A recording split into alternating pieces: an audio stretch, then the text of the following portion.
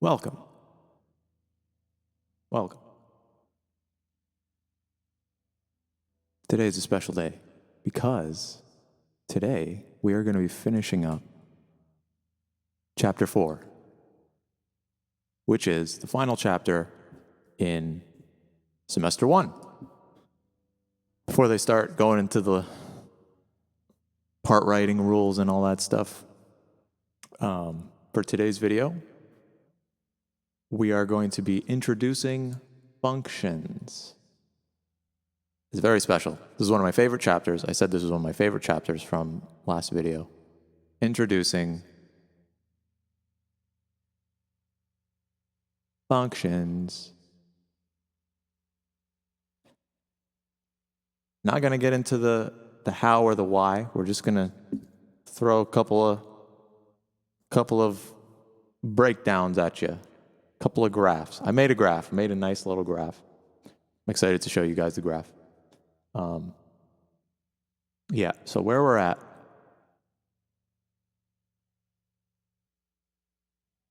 at is a very special part of the book.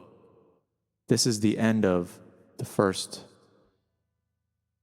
semester, the first kind of chunk, the first 1/4 quarter of the book.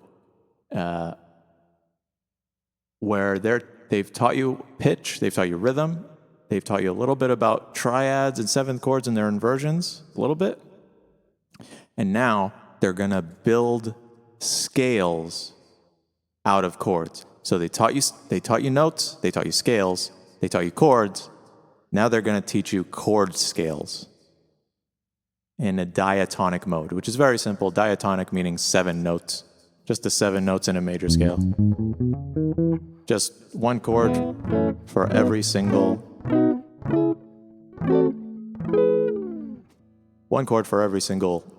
scale degree. It's that simple. It's nothing too fancy. The reason this excites me is that it's finally introducing you to function, which is the very basis of how to start thinking about music in a more simplified manner. Instead of thinking about all the notes and all the sharps and flats, it's just about the function. It's 1 out of 7 functions. 3 functions are major, 3 functions are minor, and 1 function is terrible. Simple as that. All right. So we jump in. Actually, before we jump in, how this video is going to be structured is I'm going to do a little recap of what we learned in the last chapter, just a little bit. And then I'm going to jump into what the book says, and then I'm going to give you an extra bunch of bits at the end. So stick around for the end. I'm going to actually teach you not only about triads and 7th chord scales, I'm going to teach you about pentads.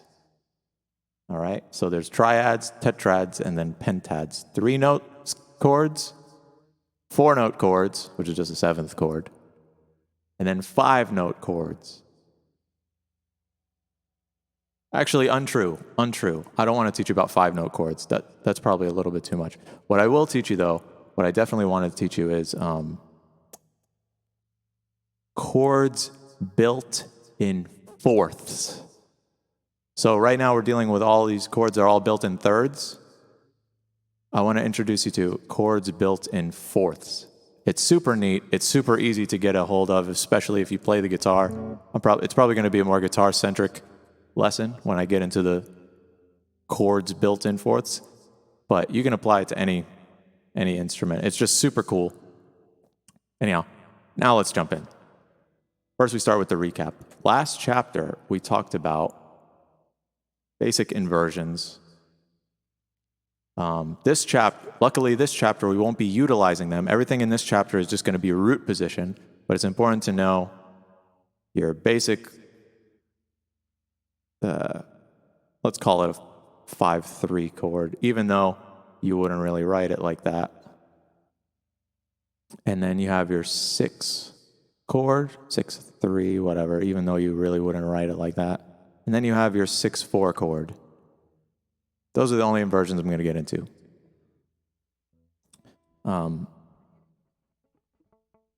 So we have, I'll do it a little bit on the piano.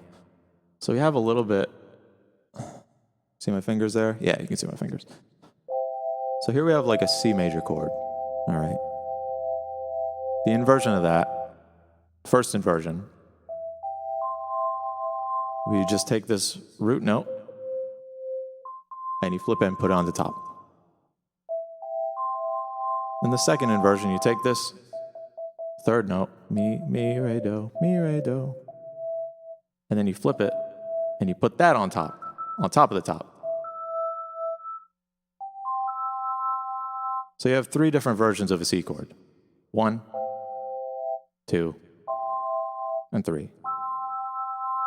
You could do that on the guitar as well. So with the guitar, it's, see if you could, I don't know if you can see my fingers. There we go. Have a capo because my guitar is tuned way down low.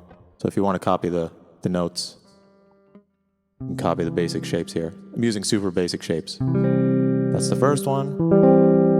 That's the second one. That's the third one. It's super easy, super simple.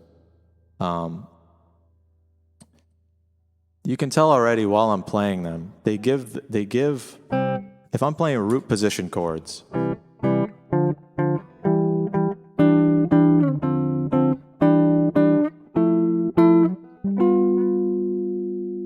they give kind of a feel to the song. But if I'm playing all inverted chords,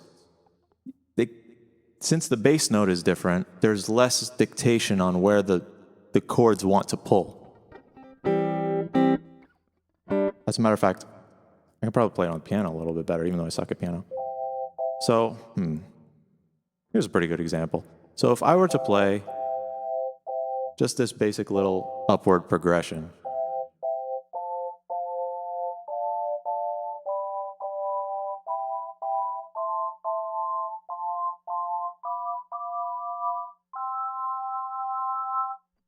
sounds pretty nice. It's okay. The reason it sounds nice is because I'm using smooth voice leading, and that's what the purpose of inversions are. To lead smoothly from one chord to another. So if I were to play something like this,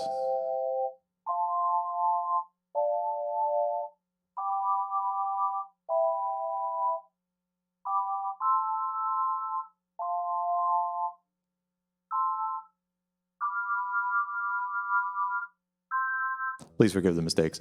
But you can see, even with or without the mistakes, how it's chunky. If I play all root position chords, all those were root position chords.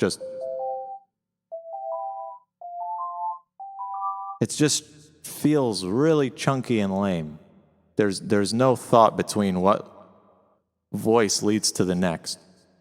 When you do a simple inversion chord from the root position, next chord, we go to a second inversion. First inversion, my bad. And then a root position. And then a first inversion. And then a root position. Then a first inversion. Then a root position. Then a first inversion. And then another first inversion. So if I were to just even take these last two chords, sounds nice by themselves. But if I were to have those as a boring old root position chord,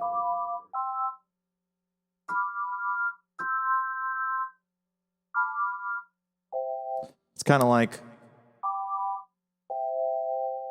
bum bum bum bum bum bum bum bum. So you see how that ending with those two root position chords, there's no finality, there's no grand finale, there's no payoff. It's just like, okay, I'm done.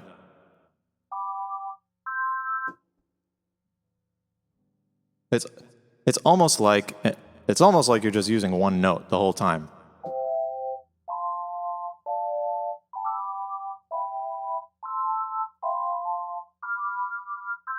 because you kind of are.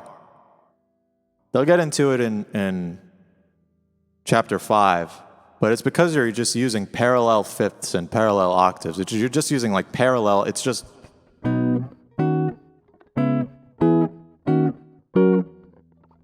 It's just like parallel. Even that kind of sounded nice because I'm jumbling the notes a little bit. But when you just use parallel, basic parallel notes, it sounds boring. It's boring. You have to use inversions, and there's only a few of them. So, remember your inversions. Remember that these numbers represent the intervals. So it's super easy to know like what chord you're playing just based on what they look like, their shape on your instrument. If it's just a 1, 3, 5, it's a regular old root position chord. If it's got a 1, a 3, and then a 6, excuse me.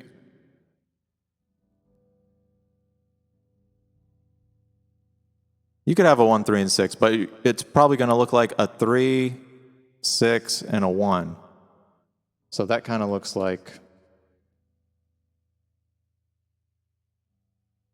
that, spaced out. It has a space between the 3rd and the 6th. And then the last one is kind of like 6,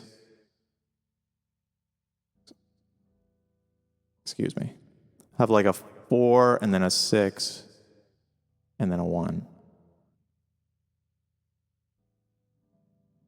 That was a terrible way to explain it. Let me backtrack. Let me just draw the notes out. Think, think, think, think, think. Say we got an E minor chord. 1, 2, 3. All the notes are right next to each other. First position, you're going to see that third that's next to each other. First inversion. You're going to see a gap, a fourth. The next inversion, that little third right here, there's going to be a different third tonality. It's going to be up here at the top now. It's just how you're stacking the notes. And there's your fourth right there. P4, P4, third, and then your other third. Just stacking. It's just the way that you stack notes. So blah, blah, blah. Inversions. It's just the way that you stack notes. And if you recall, somewhere along in that I think it was like a 4-hour video, the only note that really matters is the bass anyway. The bass.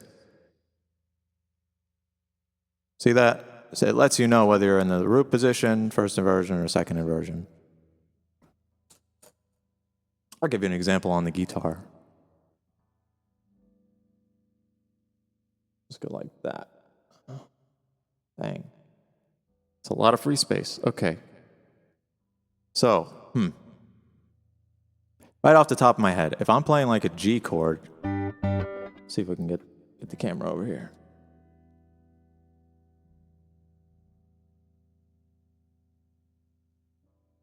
If I'm playing like a G chord,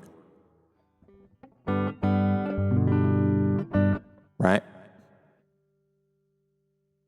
Want to make sure this is going. Yeah.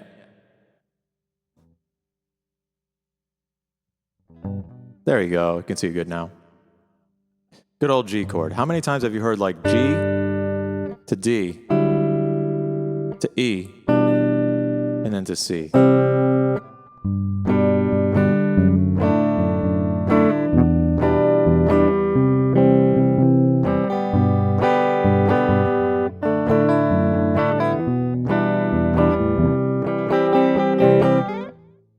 Pardon my horrific rhythmic skills. I'm kind of scrunched here.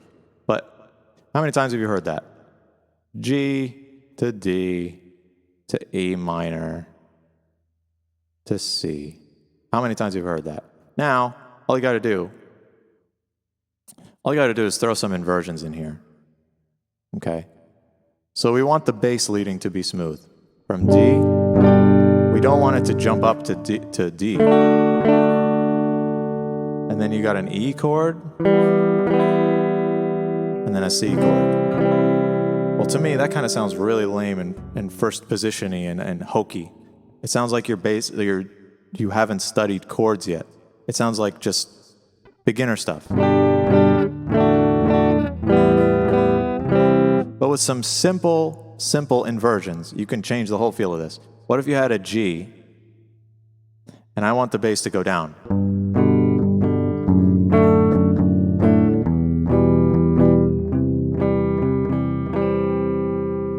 Okay. So the D, well, we got that F sharp there. It's a first inversion, because with the D chord you have D, F sharp, A. So let's make that a first inversion. Let's make the E minor chord. Keep the E minor chord. I like that big chunky E at the bottom.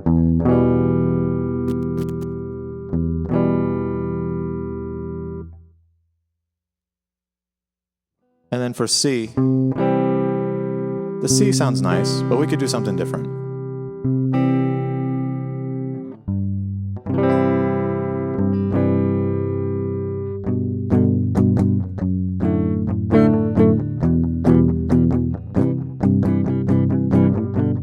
Yeah. Let's make the C a 6/4 chord. This is not technically how you'd write it. I'm just showing you the inversions here. Technically how you'd write it is 1, put a little key of G, right? Key of G. 1, 5, 6. 6 Roman numeral. And then you got your 4 chord with your little second inversion. So with the second inversion C chord, we're going to include that G in the bass. We're going to take the G and put it in the bass. So it's going to go kind of like this.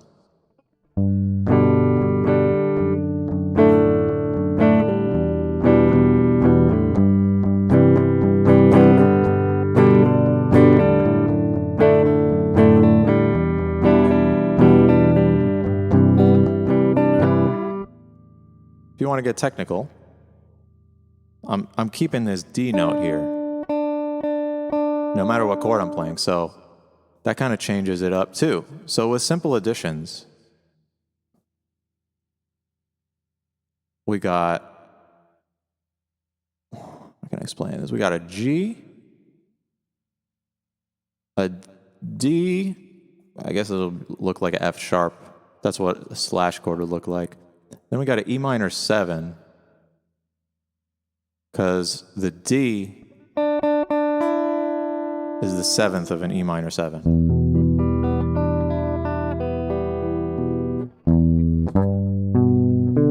Right?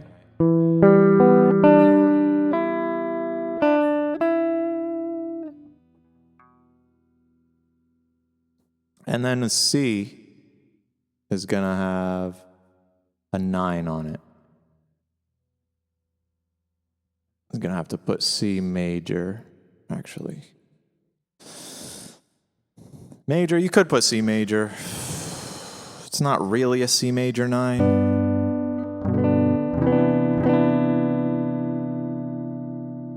It would just be a C add 9.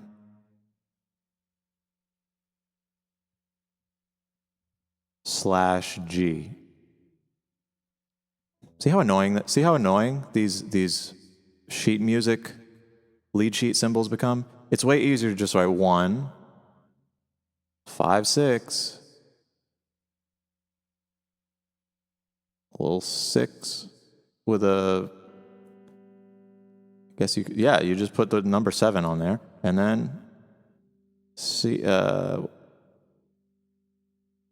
subdominant, add, I think you'd put add 2, but I'm not sure. Add 9, whatever, add 9. And then you'd have this as a inversion. Good old 6/4.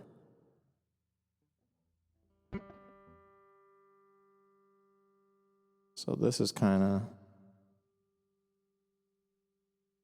its own little thing. And then these are kind of their own little things. Okay?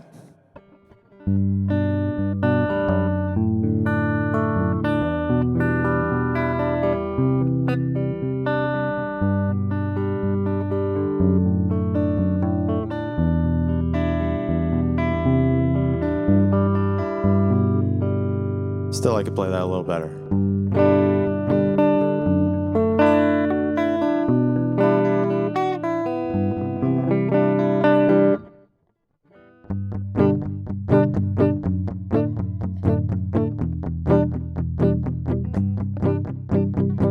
I don't like that little. I don't like the inversion on the C. I don't like that. We'll keep that. We'll change that to a regular old C. And you know, as a matter of fact, we'll make this a ninth, just a full-blown ninth chord, so you can hear the differences. So the ninth chord includes the seventh. When you say 9 and not just add 9, you're including all the notes up to the ninth, all the extensions up to the ninth. And they typically go one after the other, meaning 3, 5, 7, 9, 11, 13. You wouldn't have, it's already implied that you have the 8th and the 10th in there, because those are just the root and the third an octave up. So let's see what this one sounds like, this one down here at the bottom. We're changing our good old C chord, C second inversion, add 9, to just a full-blown C major 9, which would look like this, triangle 9. All right.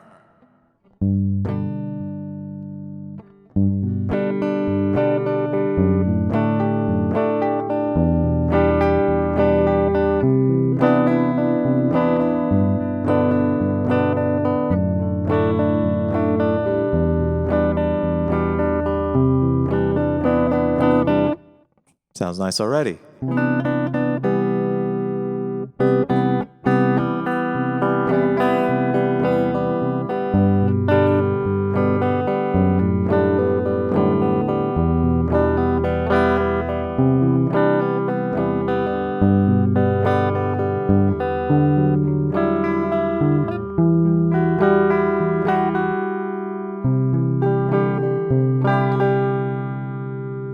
See what I'm doing with these chords? I'm inverting them. All right. When you invert a chord, it makes the thing so much more damn interesting than just playing G, D, E, C. Makes it so much more interesting. So much more interesting. All right. Enough of that recap. Inversions are beautiful. Now, we're going to completely change, not completely. We're going to go into what the book says. So, here in chapter 4, beautiful chapter 4, it's not super complicated if you know your minor modes, but this section, it's kind of balanced into two halves, right? The first half is kind of teaching you major chord scales, and then the second half is teaching you minor chord scales and how they're almost the same. It's like a mirror. It's kind of like a mirror. Try to explain. Let's see what we got here.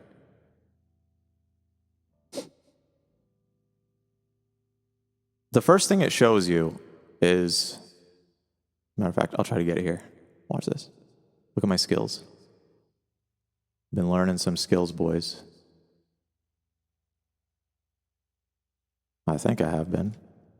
There we go. There we go. Alrighty. Can you see that? Can you see that scale? See that scale there?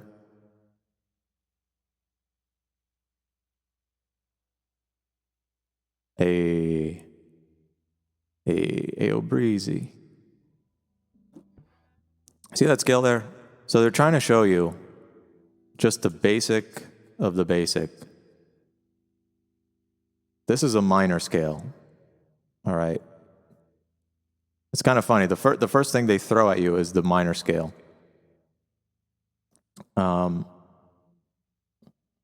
What they're trying to show you here is that the 6th and the 7th degrees are funky. I know you remember the 6th and the 7th degrees. They're kind of funky. Now these 6th and 7th degrees can be thought of in a few ways. You can either think of this as just a chromatic scale going right up. So I'll play the whole scale for you. It's an E minor scale.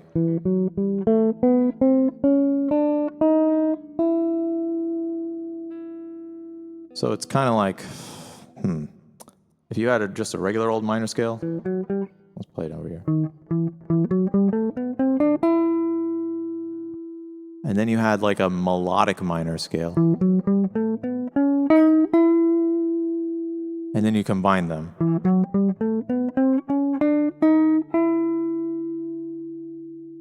So the first part of the scale is the same.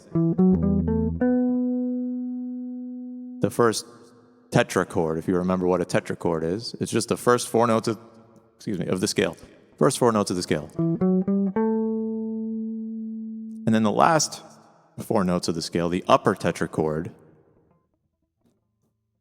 it can either be minor or major. Excuse me, that was harmonic minor.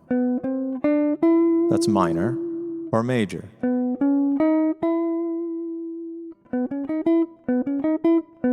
I always remember, for some reason, the major sounds like the Addams Family.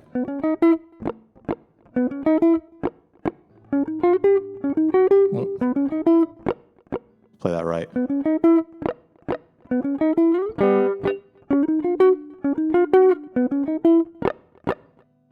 The minor scale sounds very...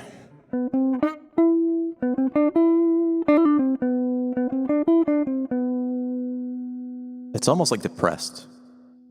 And what I want to bring up here is the concept of sharps and flats sounding like they're either lightening the chord, like making it brighter. I don't want us to use the word bright or dark, but they're lightening, maybe dark. They're lightening the scale, and then flats kind of darken the scale. When you're just going from a 5 to a 1, right? From a 5 to a 1. You can either have it major or minor.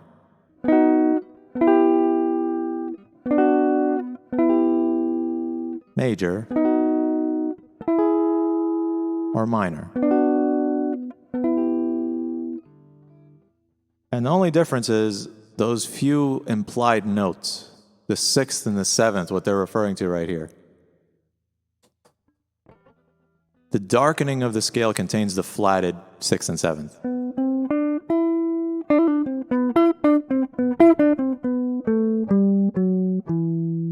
The brightening of the scale contains the raised 6th and 7th.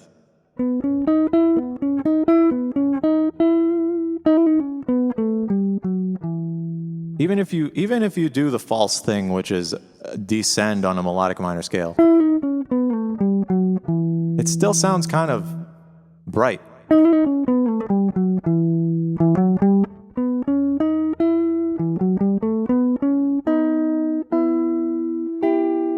It still sounds bright even though you're in a minor mode. Okay. So, and typically you wouldn't combine these. They're just trying to show you the different tonalities. So this is one scale degree. which can be either or. And this is one scale degree, which can be either or. Typically, you would not ascend. You would not really ascend with the chromatic.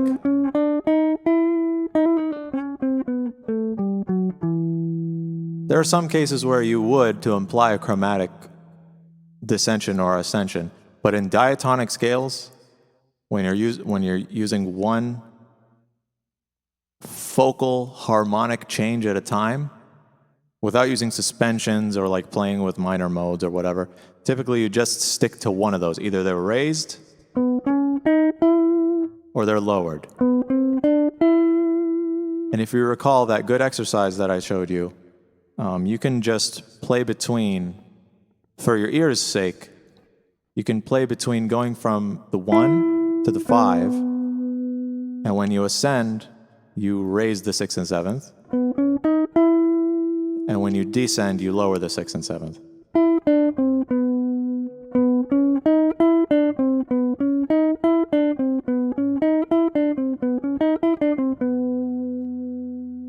That'll help you kind of understand.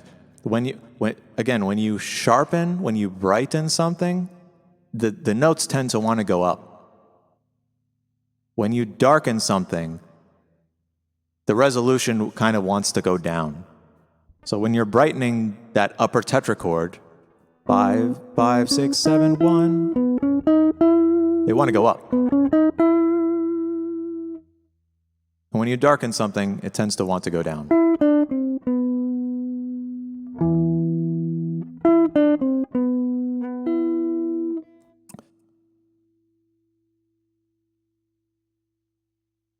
Now, when you have, holy moly, when you have kind of that brightening,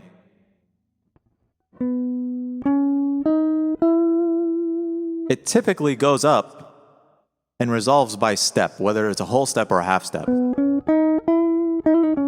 And when it goes down and it's darkened, it will also resolve by whole step or half step. Just stepwise, right? It's not going to do any fancy jumps. And if it does do a fancy jump, it's probably going to resolve just by a step very soon after. So if I have something like right there, I jumped.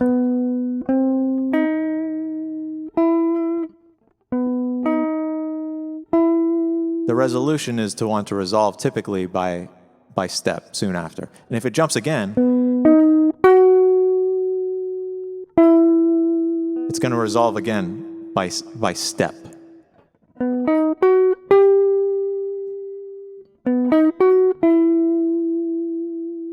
So no matter whether you're brightening or darkening, the eventual result is it's going to resolve by a very strong step. Okay.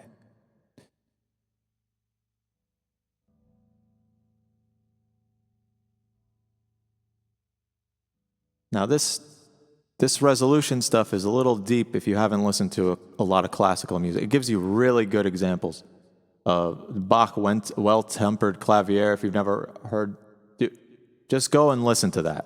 You will hear it up and down, that freaking piece. Up and down. It gives you prime examples here. Again, if you don't have the book, it's $2 on Amazon. Go get yourself a copy. Do yourself a favor.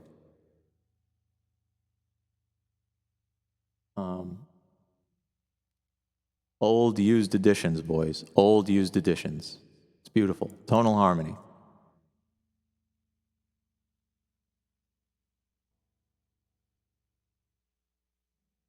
In the book, they're kind of giving you a bunch of examples of natural minor, melodic minor, and then harmonic minor.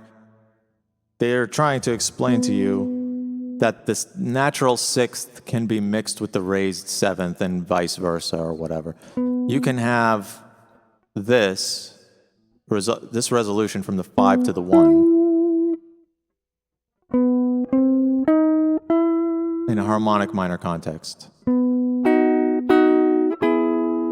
Oh. You can have it in a more Dorian context.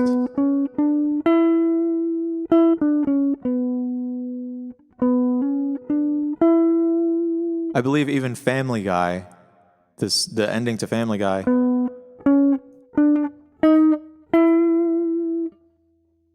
yeah, it mixes both sixes and sevens. So he's a bam. No. He's a family. My bad. I think it goes 5 to the flat sixth, to the natural sixth, then to the raised seventh, then to the tonic. Yeah. He's a family guy. So that's kind of like an example of mixing. You're mixing different sixes and sevens to get to your resolution. The reason all this sixes and sevens crap is important. When you start to build chords on top of the resolution,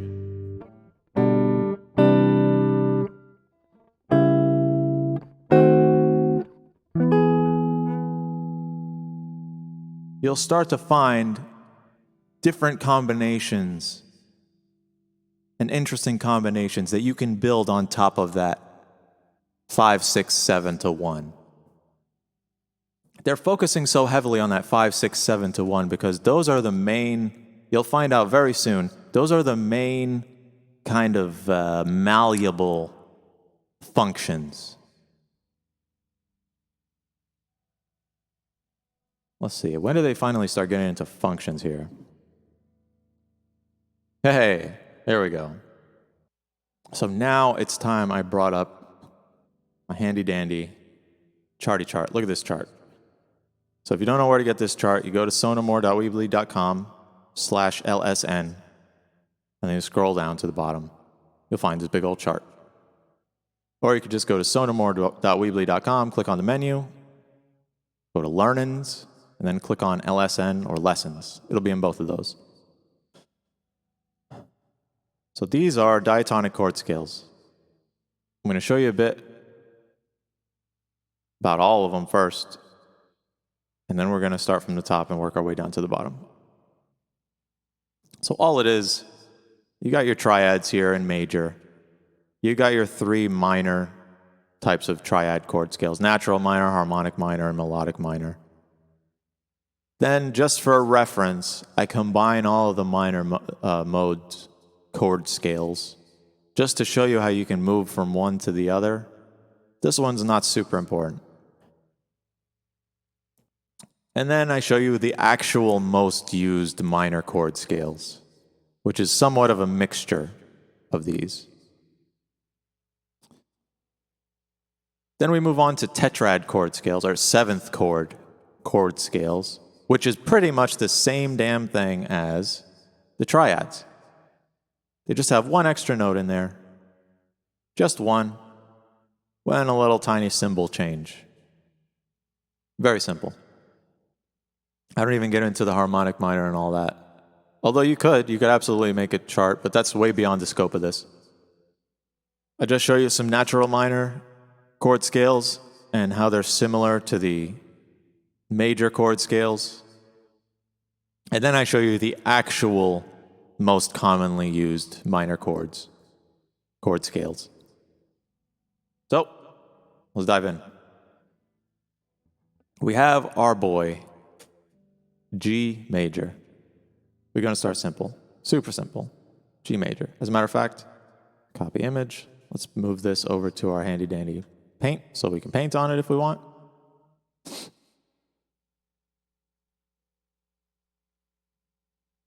We're going to make this very large. There we go.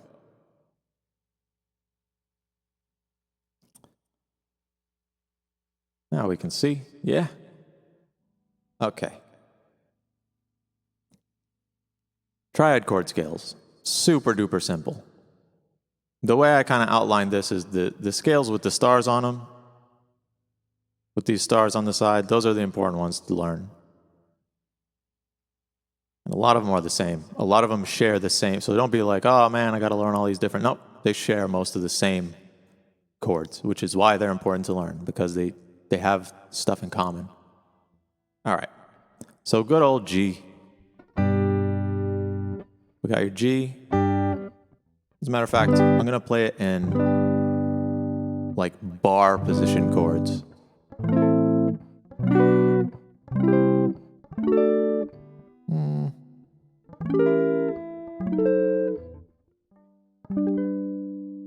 Very simple, just right up the scale.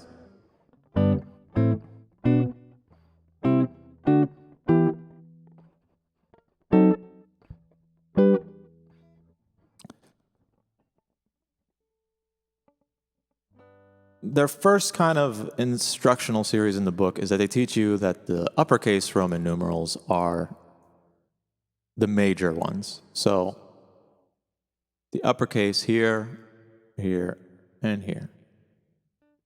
If you note, it's a first, a fourth, and a fifth. I explained something similar in a previous lesson. The first, the fourth, the fifth. Then you go back to the one. Very simple. Your tonic, your subdominant, your dominant, back to your tonic. Those are very important. Now, if you take a peek here, you have, doing a different color here,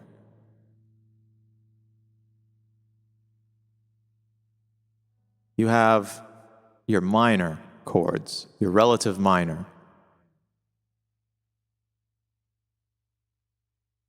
And it's two little cousin brother chords, whatever you want to call them. So the minor chords are right here on the 6, the 2, and the 3, which are a first. You can consider the submediant, this purple one, the 1, because it's the relative minor of G. This chord right here, oh hey, look at that, it's an E minor. Very simple. It goes G, A minor, B minor, C major, D major, E minor, and then F sharp diminished. Whatever. Diminished isn't that important. So as you can see, 3 are major, 3 are minor, and then 1 is terrible.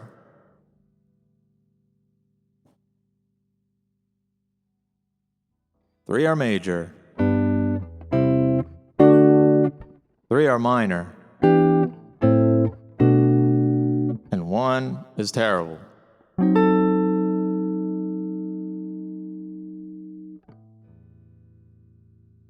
Ah, yes, forgot. So here, parallel to this 1, 4, 5, this 6, 2, 3 can be thought of as its own 1, 4, 5. See how that works? If it's not clear, it'll become more clear here. You got the 1. This is the natural minor scale now. Imagine if we took this guy right here, and now this was the new beginning of the chord scale. Okay? We start here on the 6, we move to the 7th, the 1. Oh, look at that, the 2. That's in the 4th position. So this is the 1st. Got 2, 3, 4. And what's this on the 5th position? Oh, look at that. It's the 3rd, the mediant. So you have your 1, your 4, and your 5. Isn't that neat? They appear. These natural minor and major scales are relatives to each other. That's why I included them in the chart. Try to make it less cluttered here.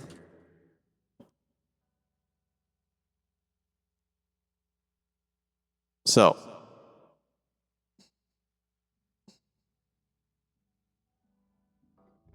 that's how you can kind of remember which chords are what. You don't have to remember like a series, although it does help to remember the series. Major, minor, minor, major, major, minor, diminished. It does help to remember the series. But when you think about it more in terms of like function, which is what we're just trying to kind of introduce to you, function, 1, 4, 5, and then this has its own 1, 4, 5.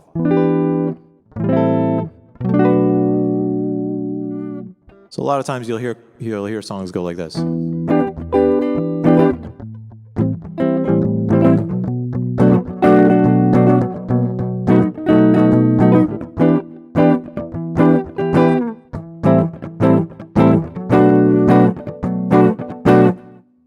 That's just using the 1, 4, 5 from the minor mode. And how many times have you heard the 1, 4, 5 from the major mode?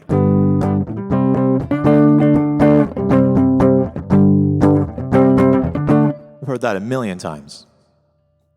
So just using 1s and 4s and 5s, that relationship between the 1, 4, and the 5, you can create almost the entire scale.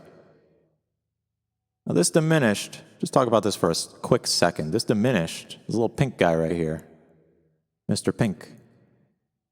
He is a little bit of a special one.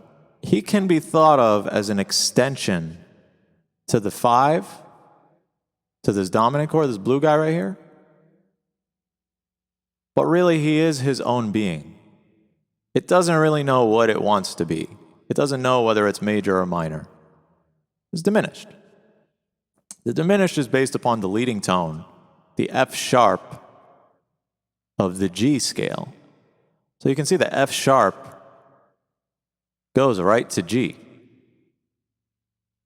So typically, when you have this diminished chord right here, there's really only one place it's going to lead, which is to your G. Excuse me, to your tonic. It's not always G. To your tonic. The leading tone leads. The leading tone leads upwards. When you have the leading tone, it leads to G.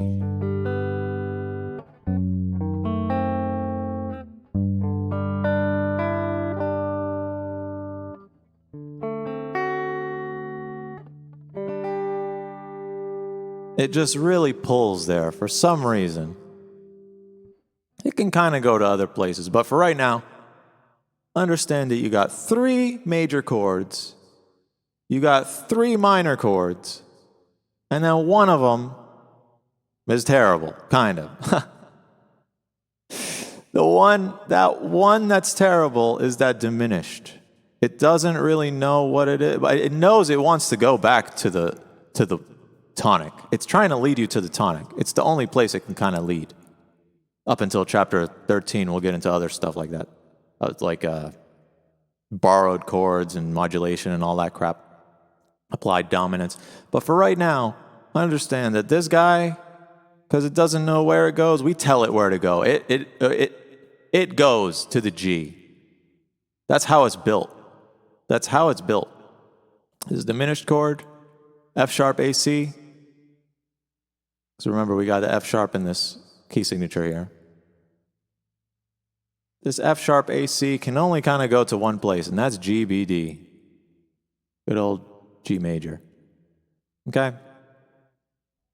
The reason I put these colors here, these rainbow colors, Roy G. Biv as they call it, red, orange, yellow, green, blue, indigo, violet, they represent modes which will come into play way later. It seems pretty elementary right now, but I promise you that these modes are the ticket. They're the ticket to higher thought processes when playing. When I think, if I were to think of just the Roman numerals by themselves, yes, it's descriptive. Yes, the Roman numerals tell me whether they're major or minor. They tell me that it's a functional harmony thing happening. But when I see these colors, I relate them to the modes. And when I see these colors, they also relate to me the other chord scales that are associated with the colors. Does that make sense?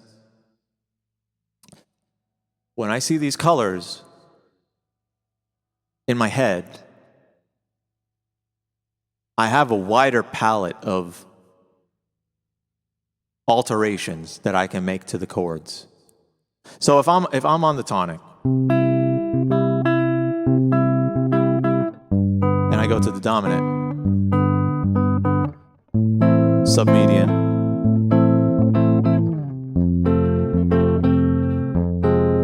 altered submedian,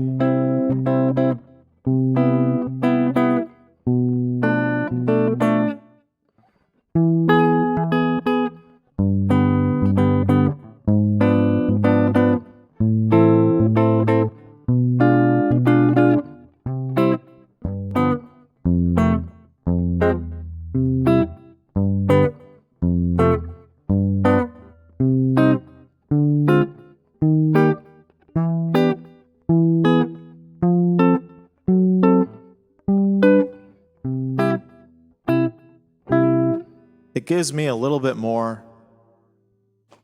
Now there, I'm barely thinking of, I'm thinking of the Roman numerals a little bit when I'm playing that kind of stuff. But I'm thinking about like colors. It's not even a color, it's like a feeling.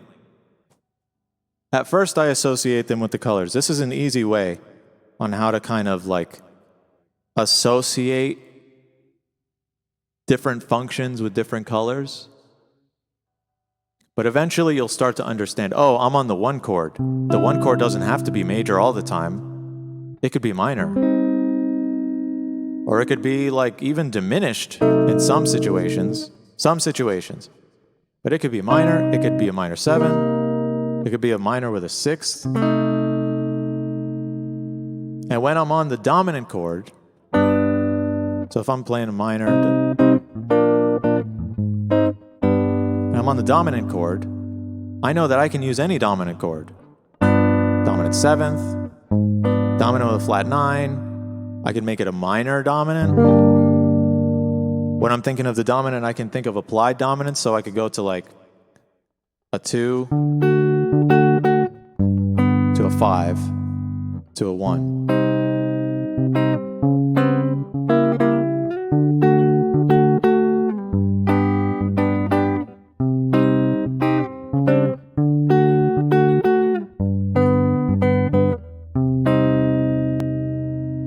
And technically, this is still the tonic, even though I went to a dominant of a dominant, and then to the dominant of the tonic, back to the tonic. It shows you how you can mix and match all sorts of okay, all right. The colors mean something. That's the main point. The colors mean something. There's 3 major, 3 minor, and 1 diminished. Got it? That's the major chord scale. Play it one more time just to get it into your head. Gonna start with the 1, 2, 3, 4, 5, 6, 7, 8. Back to your tonic. Now the natural minor scale. The natural minor. Like I said before, it's the exact same. It's the same. If you consider these colors, you'll kind of see the red here on the tonic of the major scale is exactly the same as the 3 chord, or this guy right here, the 3 chord of the natural minor scale.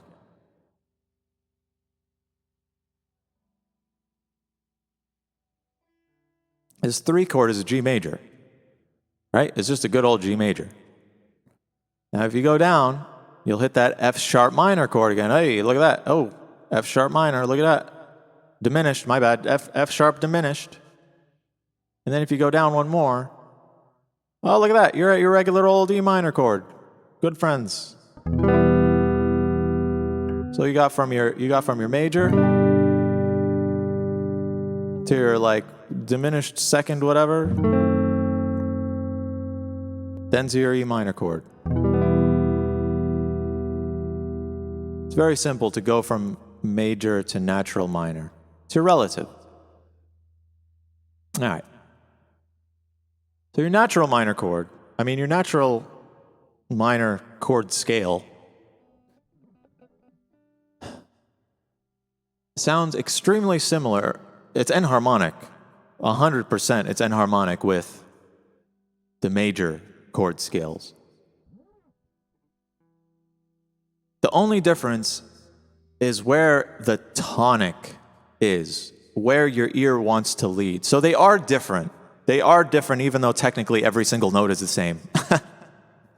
They are different and they're to be treated as such. When you're in a minor key, the minor tonality, all of a sudden, this E note becomes the 1. See? No longer is the G the 1 chord. You have to think about the E as your 1 chord. Unless you're just tonicizing, which is a temporary vacation, when you have either a modulation or a full-blown song written in a minor mode, you have to think of your tonic as the minor 1 chord. If you have a song written, or a piece written, in the key of G major, is it really G major? Remember back to the other lesson? Is it really G major? Or is it E minor? There's a pretty important distinction. This comes into play very soon when we swap those sixths and sevenths, the natural sixth and the raised seventh. When we swap these around, and when we start playing with alterations, you'll see that the minor chord scale system is very malleable. It's like Jello. It's like a Play-Doh. You can mold it however you want. The major chord scale system is just major. It is what it is. It's what it is. Okay? There's no real alterations to the major chord. It's supposed to be the building block. It's supposed to be the building block. Okay. Onward. It's, again, same with the minor scales. The regular minor scales, one note at a time minor scales. The way they introduce these is kind of backwards, but it's important that they introduce it backwards. Because if they start telling you, oh, you can get your melodic minor just by altering one note from your major, it gets kind of confusing. But realistically, that's how it's built. It goes from the major to the melodic minor, then harmonic minor, and then natural minor. And then that's when you realize the natural minor wraps back around to the major. But for now, we're trying to show you, the book is trying to show you too, that the natural minor isn't scary. Even though it is actually the most altered, to our ear, it has no alterations. Right? To our ear, it's the simple old major chord scale, just starting on a different note. That's how they want you to think of it. Even though realistically, you're lowering the third and you're lowering the fifth and the seventh, the fifth and the sixth. The sixth and the seventh. Which is, again, a 1, 4, 5, relationship, the third, the sixth, and the seventh. Okay. Trying to point that out to you. That 1-4-5 relationship is very important. Okay. So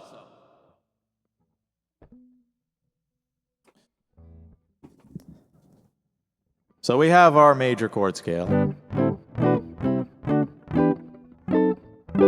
And now we have our minor chord scale.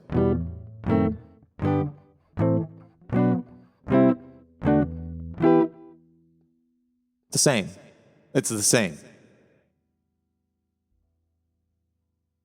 I tried highlighting that using different colors and shapes and stuff like that. And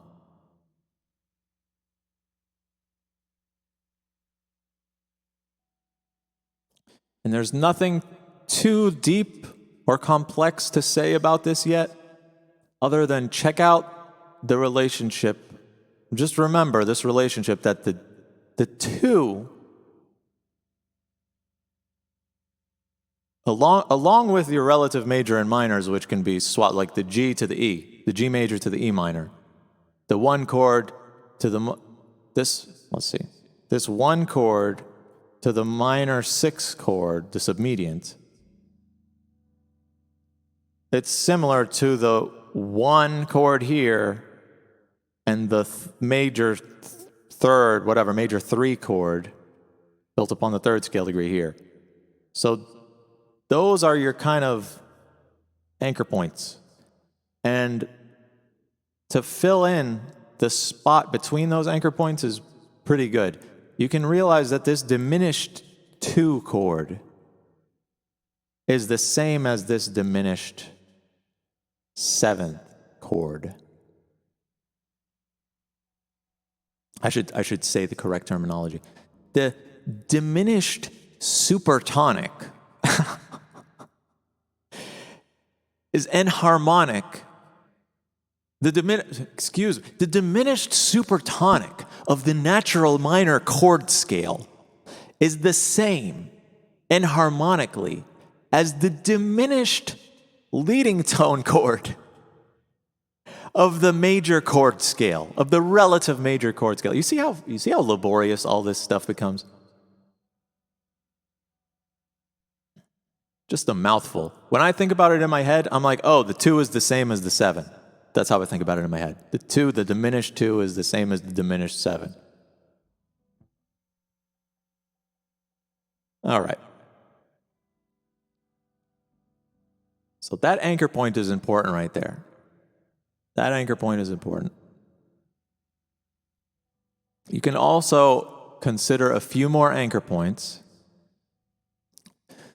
The 2 and the 3 of the major chord scale system is similar to the 4 and the 5 of the natural minor chord scale system. So the 2 and the 3.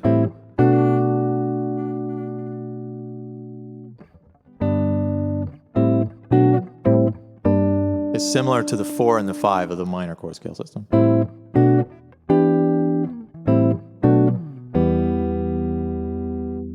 And the same exact thing is repeated just on the very next chords here. The same type of relationship is implied with the major 4 and the major 5. It's the same as the minor chord scale 6 and the minor chord scale 7. Okay? So when I'm in this major mode, and I hit the 4 and the 5, excuse me, it's the same as being in a minor mode and hitting that 6 and 7.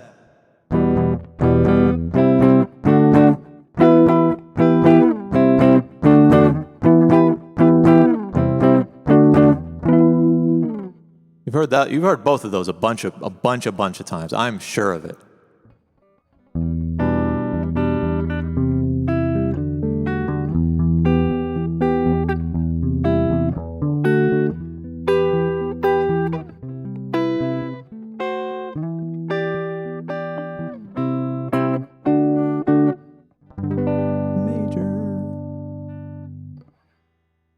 So that's a cool thing. So those are your kind of anchor points.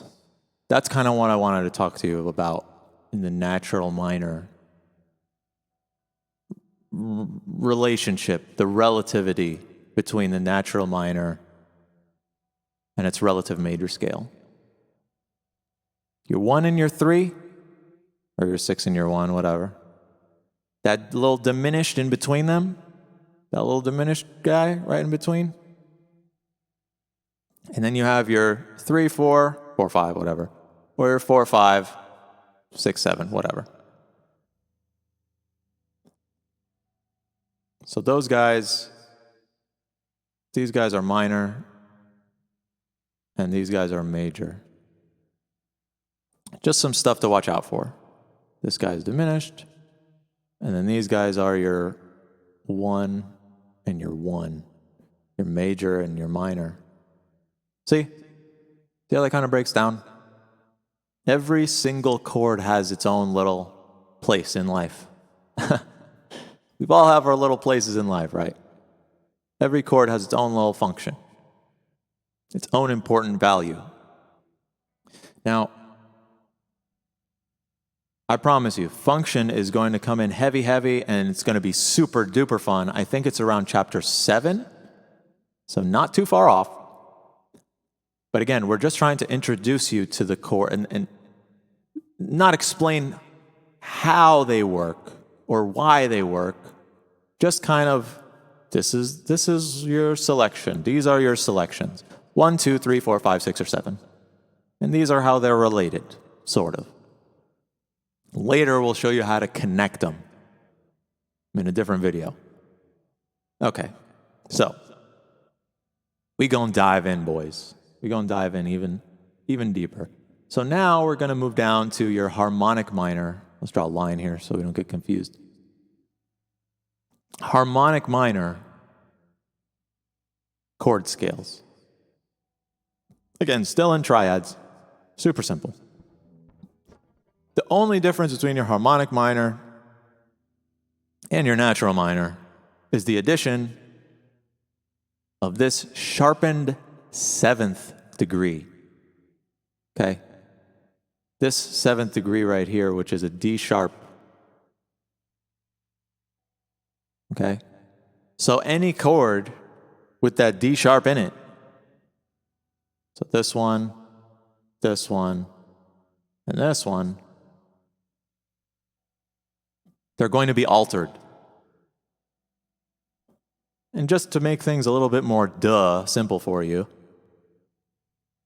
because a chord only has 3 notes, the D sharp can only be in 3 different positions in a chord. It could either be the root, the 3rd, or the 5th.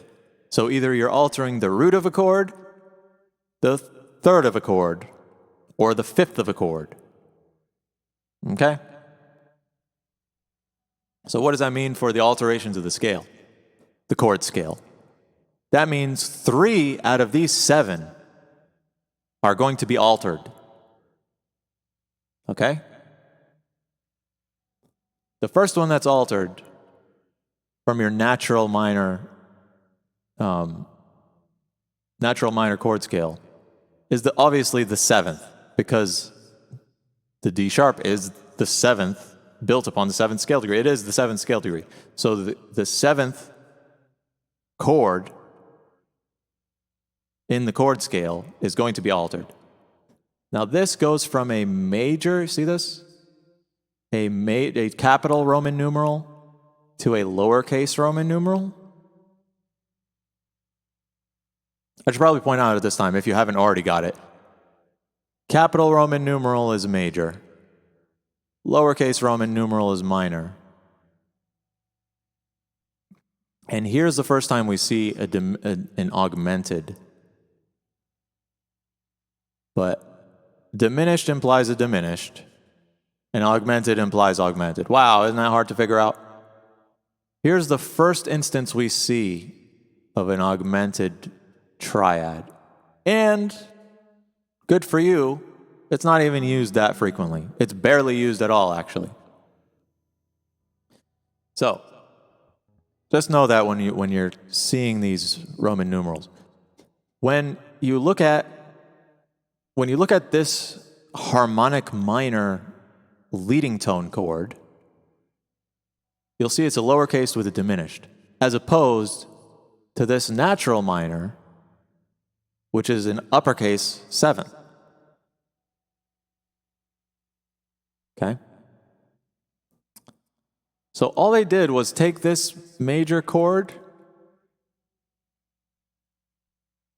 and they raised the 7th. Boop. They squished the chord by raising the floor. So instead of having, let's see, what do you got?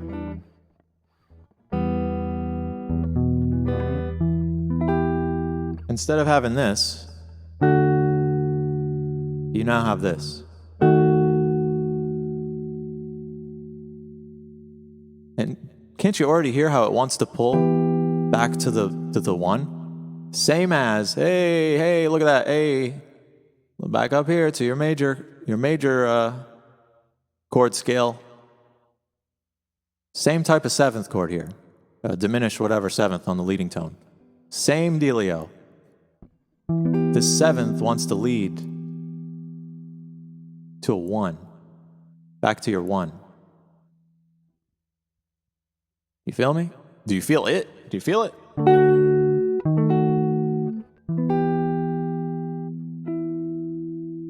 It wants to lead so heavily to that. Okay. So, all the chords that are the same, you got your 1, the 1 is the same, your 2 is the same as the natural minor here, your 4 is the same, and your 6 is the same. So that means these 3 guys, looks like a butt, these three chords that are altered have special purposes. Just like this leading tone chord, how it's almost borrowed. You could almost say that it's borrowed from this major chord scale system. In the harmonic minor, this second borrowed chord is the dominant. Our boy, number 5. See how it's an uppercase V? This boy, number 5, is the same type of major chord as you'd find in the major chord scale system. It's a major 5. It's a dominant 5.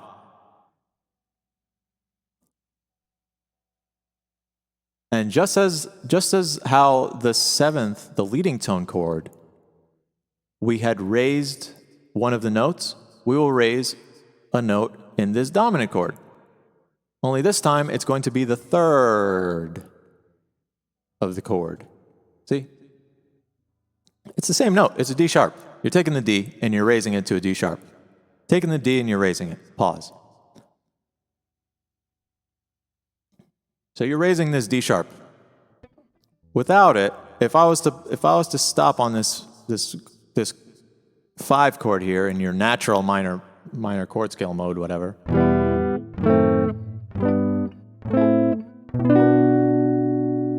There's the 5 in the natural minor.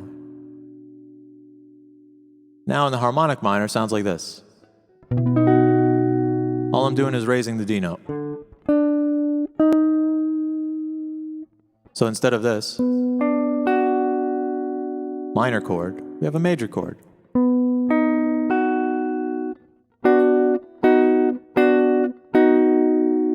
And by gosh darn it, doesn't that just want to resolve back to the 1?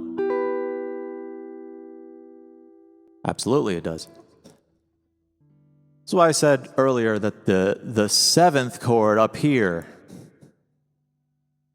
this diminished 7, can be thought of as an extension to that dominant 5 chord.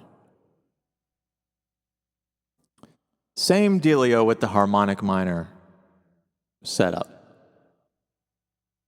That's the purpose. That is the function.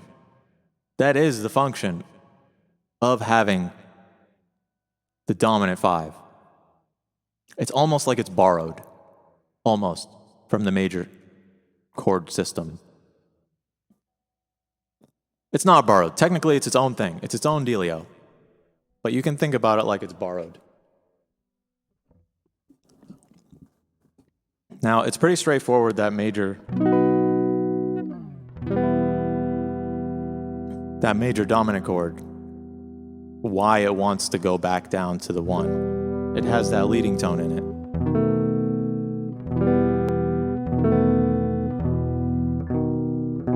Do you hear it?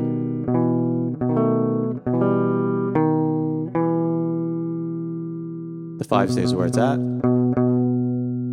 The leading tone goes to the 1. And then the 2 goes down to, the 4 goes down to the 3.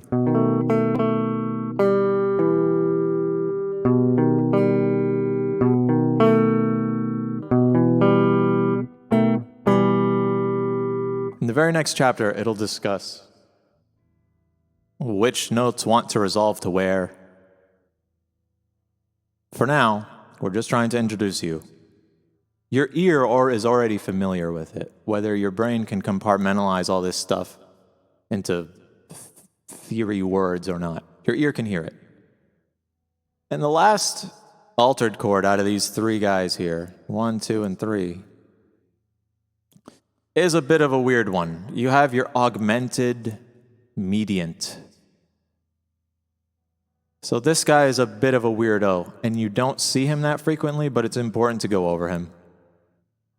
You'll notice that this is not one of the scales with the stars next to it, so it's not super important if you can't memorize this scale all the way. And the purpose of that is this very augmented chord right here. It's a bit weird and a bit hard to apply correctly, especially this early in the book. But they throw it at you, so I'm going to throw it at you. Now this 3 chord,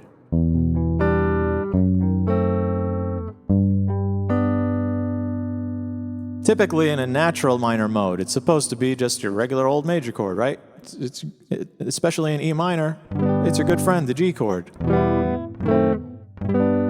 It's a G chord, good old G chord. But when you augment it, now look at what note is augmented. You take the D and you raise it. They're raising the D in all these chords. So what position is the D in this chord, the D sharp? It's in the 5th position. It's functioning as the 5th of the chord.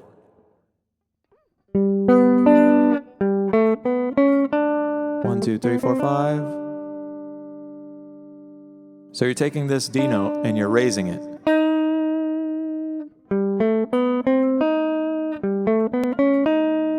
Creates kind of like a whole tone thing.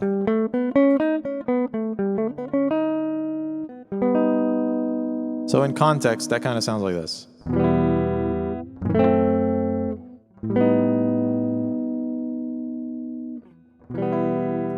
Do you see how it too wants to resolve to the 1? It also wants to resolve to the 1. When you have this, as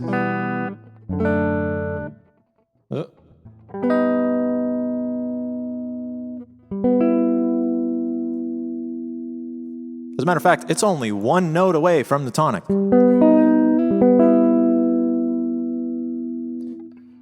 There's a lot that goes into augmented chords, and they're pretty simple to understand, kind of, as soon as you start understanding intervals and functions.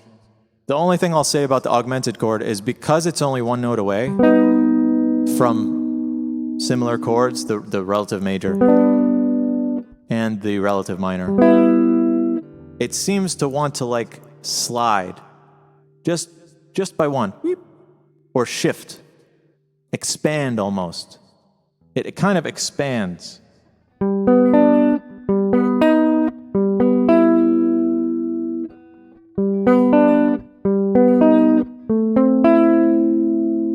See that? It slides and expands. That's the function kind of terminology of augmented chords. They slide and expand. Because they're very weirdly built chords, they have a very weird sonority to them.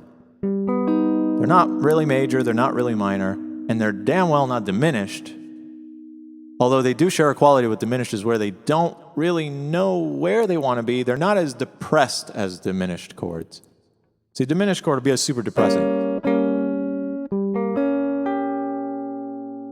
But an augmented chord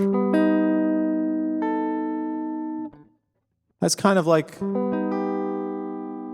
a happier tonality to it because it's kind of relying on that dreamlike series of whole tones.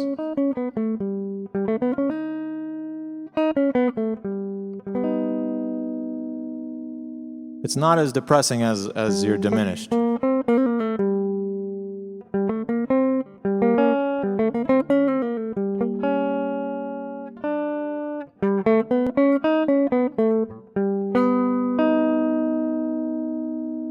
It's like a happy version of a diminished chord. I guess you could think about it like that. Anywho, so that's all I'm going to say about the what do you call it? Augmented chord. It's another flavor. It's just the only reason they put this here is to finally introduce you to what an augmented chord is and kind of where it fits in its life. It comes naturally in this harmonic minor chord scale. So that's where it first introduces you to this good old augmented chord.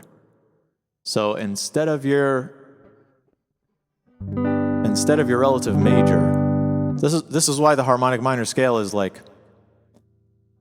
I don't want to say it's unused, but having strict harmonic minor scales, you're not really going to find it that often, because if you strictly use the harmonic minor scale, and none of these variations of the minor scales are meant to be used strictly. Okay? They're all part of one, which is why I combine them. This is why the book combines them later. But they're all part of one. You understand? The minor chord scale, the minor tonality is like Play-Doh. The major tonality is like steel. Major tonality is how it's wood. You know what I mean? It can be chipped at, but it's how it's built, the way it's built. Okay? You can apply heat and bend it and whatever, but it's not like the natural minor scale and the harmonic and the melodic minor. Those are meant to be bent. They're meant to play with your ear naturally. They're different, blurry kind of, it's like you have the same picture, but you're looking at it through different lenses per se. Like, it's the same sunset, but you're looking at it at different points of the earth. Depending on where you are, and this is probably a crappy analogy, but depending where you are on Earth, you see different colors of the sunset. Sometimes it's bright. Sometimes it's got like a bunch of colors in there. Sometimes it's gray. Sometimes you don't see the sunset at all. You don't know where you're at. Sometimes it's constantly sunny out. Alaska, or what it was called, Antarctica, or the North Pole.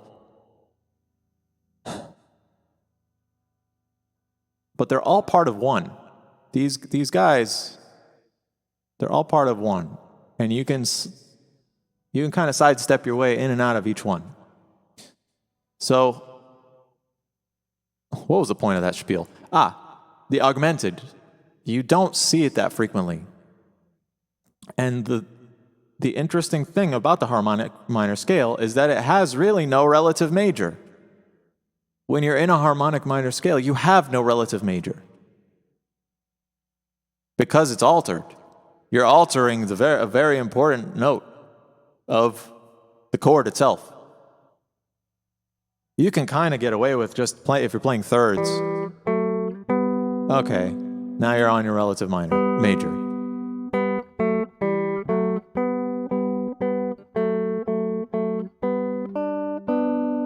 As a matter of fact, as soon as I went to go play that, it wouldn't sound like that.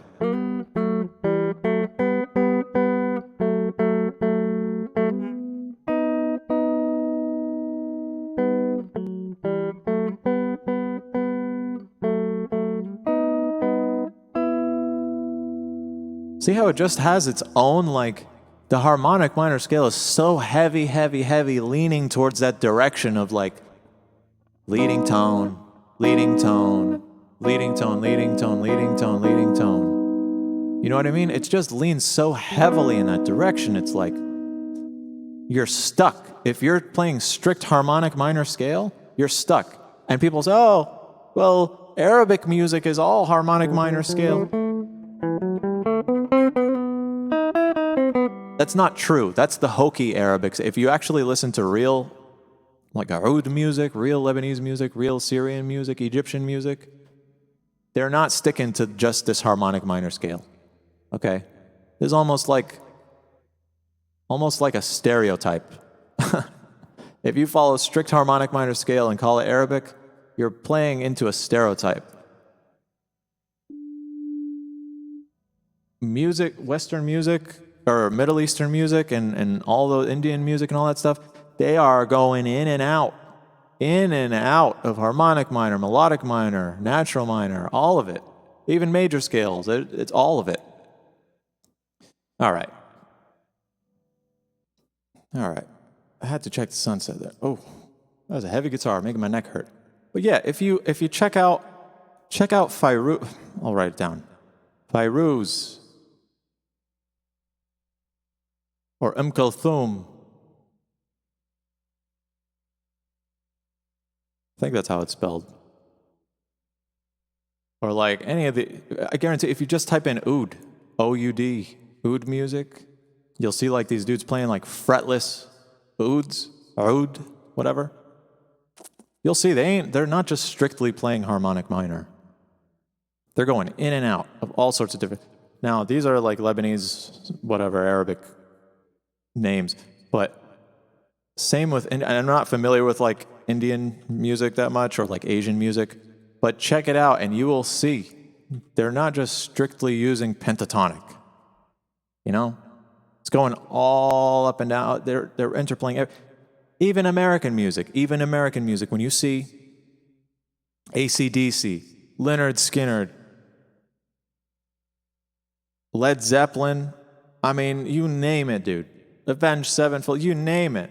Metal bands, all the metal maybe is kind of poorer example, but like 80s rock metal, what's that band? Kansas, Carry On My Wayward Son, all the Blue Oyster Cult, all these, even the rock and roll bands, which are known for just playing like straight up pentatonic.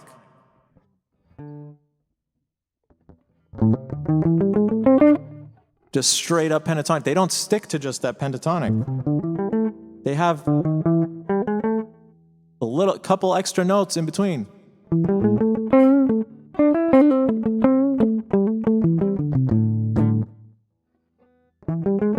They have little tiny additions. Like nothing is strictly harmonic minor.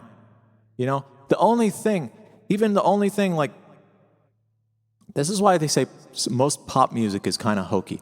When you hear pop music, especially in the United States, some of them actually will just straight up strictly adhere to the major scale tonality. Even in classical music, sometimes they adhere so strictly to just the major scale. There's no alterations, not even one. Except maybe when they go to the bridge or whatever, the B section, if you want to call it the B section, the bridge.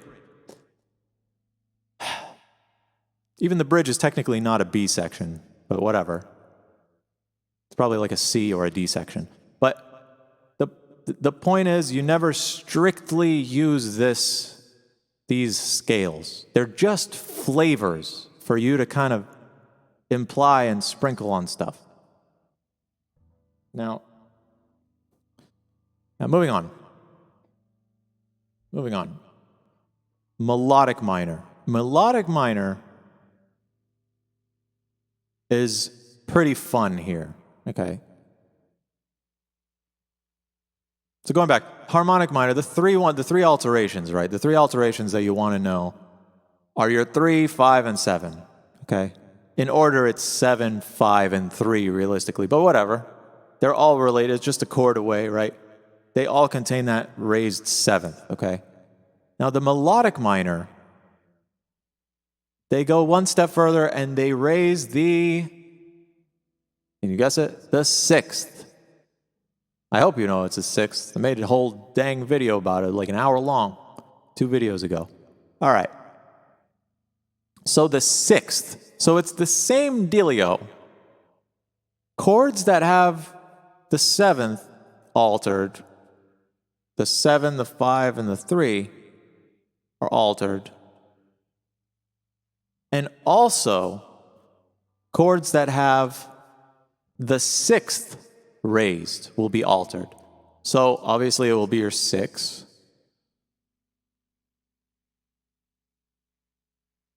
Your 4 chord, subdominant, whatever, has a raised 6 in there. This could also be thought of as a major 6th. You're just making the 6 instead of minor.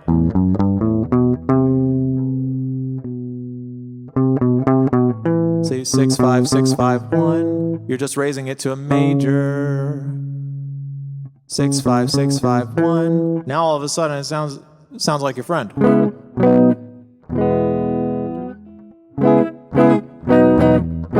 Sounds very familiar now. So keep that in mind.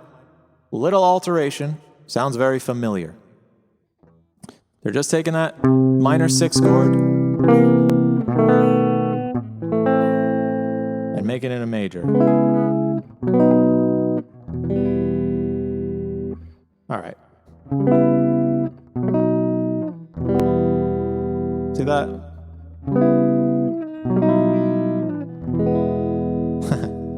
Picardy third, whatever.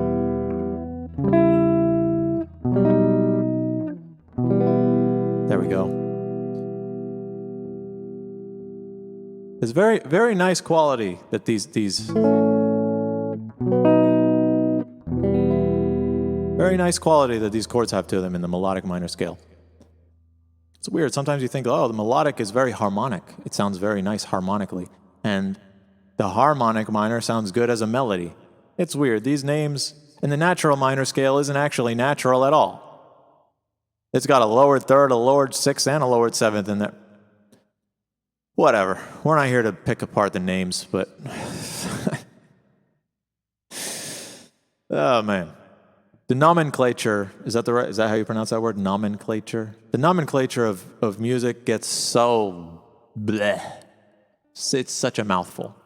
And oftentimes it ends up being like wrong.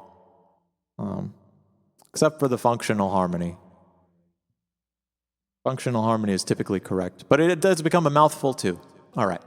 So, we got your raised 6th chord, your raised 4 chord, or whatever, major 4 chord, and then you got it's your old friend. It's your 2 chord, right? Re, fa, la, right?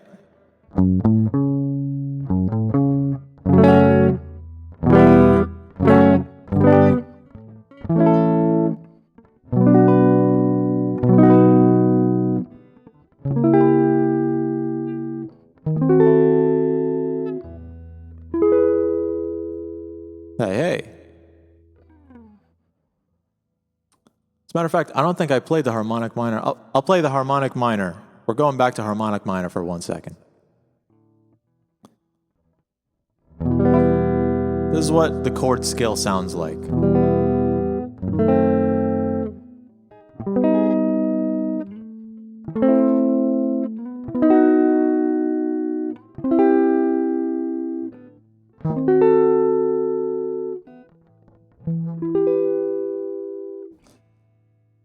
You can hear the alterations in there. Give it kind of like an interesting quality.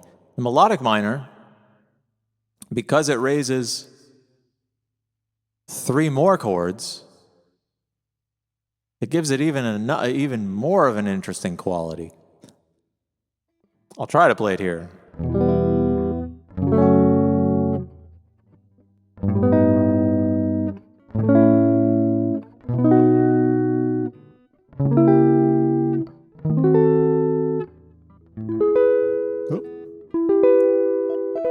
My bad.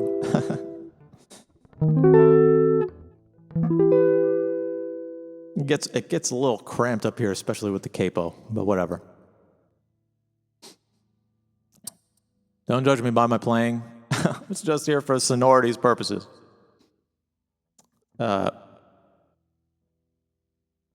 So that 2 chord, right?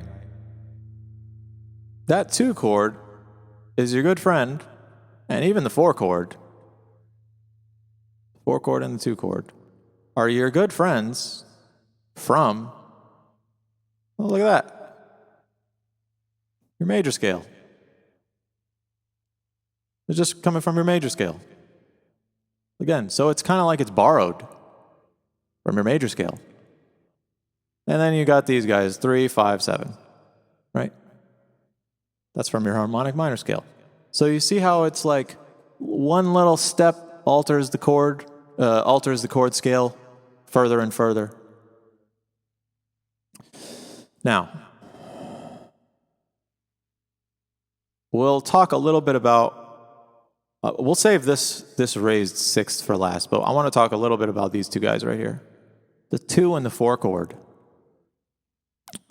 Later we'll find out that these 2 and the 4 chords are cousins. They're related. Just the same way that the 1 and the 3 are like relative major and minor, like E to G major or whatever, E minor to G major. Same exact thing with the 2 to the 4. Same exact. So we'll see, what is this 2 chord? F sharp minor? Is it F sharp minor? And right here is an A major. Well, I'll be darned. Isn't F sharp minor the relative minor of A major? It's not a Trump reference. Not a JFK reference. Mind blown, okay? Okay. Can you believe that? Can you believe that happened yesterday? As of this recording, that happened. Yeah, the Trump attempt happened yesterday. That's crazy. That's crazy. We live in a crazy world. Stay away from all that crap, all right? Anyway, okay.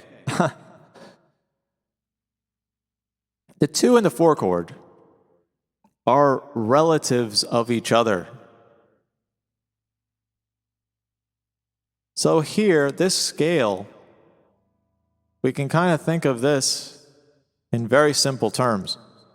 We got your relative 1 and 3. I'll say relative like that, relative. And then you have your relative 1 and 4. Well, oh my gosh, that's already that's more than half of this chord scale already. You got your dominant and your leading tone, which are already like the same kind of chord.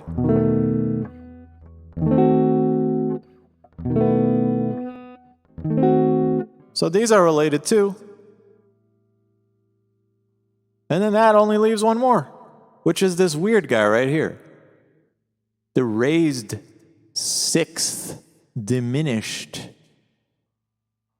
It looks funny, but it's actually super duper simple.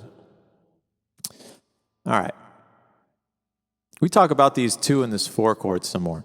So the 2 and the 4 chord. Yuck. What a weird.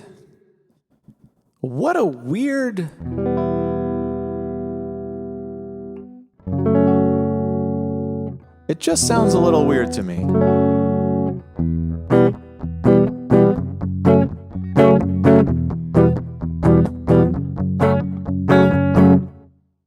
To me, because of all my training and stuff, that sounds Dorian to me. That is a Dorian type. It has the raised 6 in there, but it's still implying a minor mode. And it makes my ear be like, where are we at?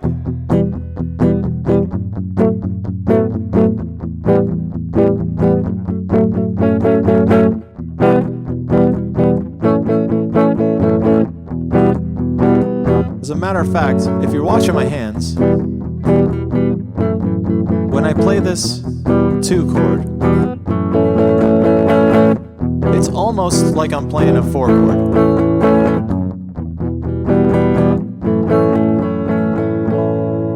Right? So the 4 chord is familiar from this major, this 1, 4, 5 in the major modes. Major mode chord scale, whatever you want to call it.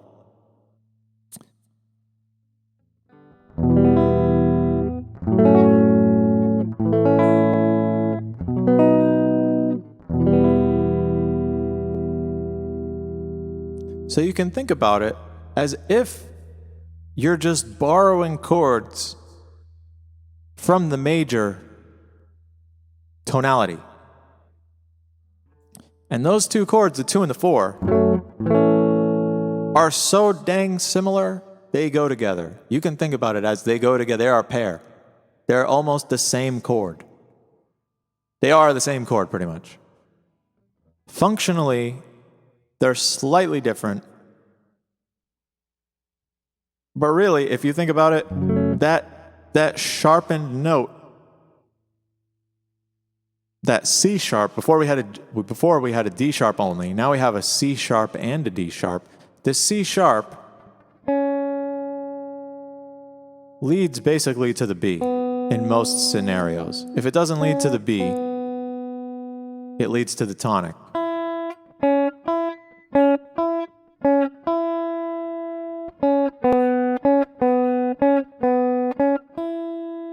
And if it's not one of those two, it's probably going to resolve by step, somewhat. It doesn't actually resolve. It just connects by step.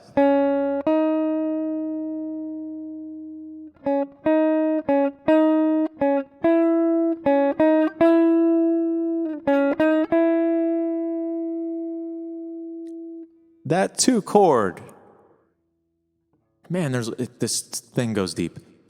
The 2 chord is almost implying, like this minor, if it were to lead up to the 3 chord in the major mode, whatever, like that, 1, 2, 3. It's almost implying as if this scale has a relative minor of its own.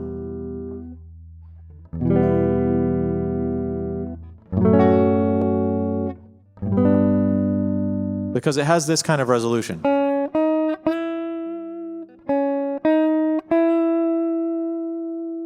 So this chord right here almost implies that it's going to here.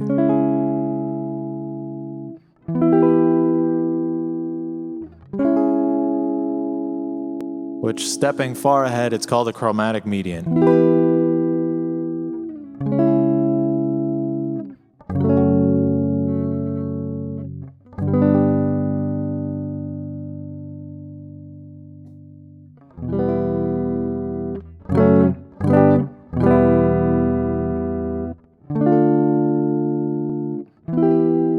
Excuse me.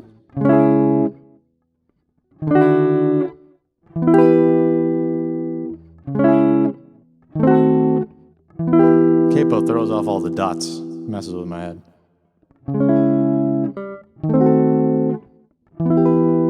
Do you hear that?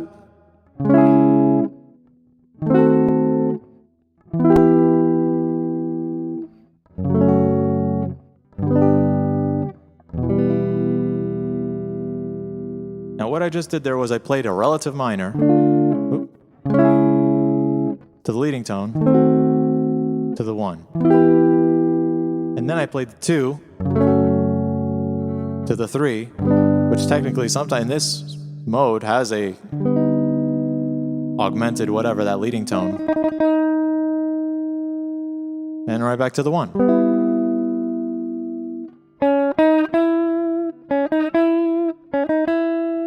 Okay? All right. I'm trying to zero in. I can't necessarily put it into words, but I'm trying to zero in on that raised 6th.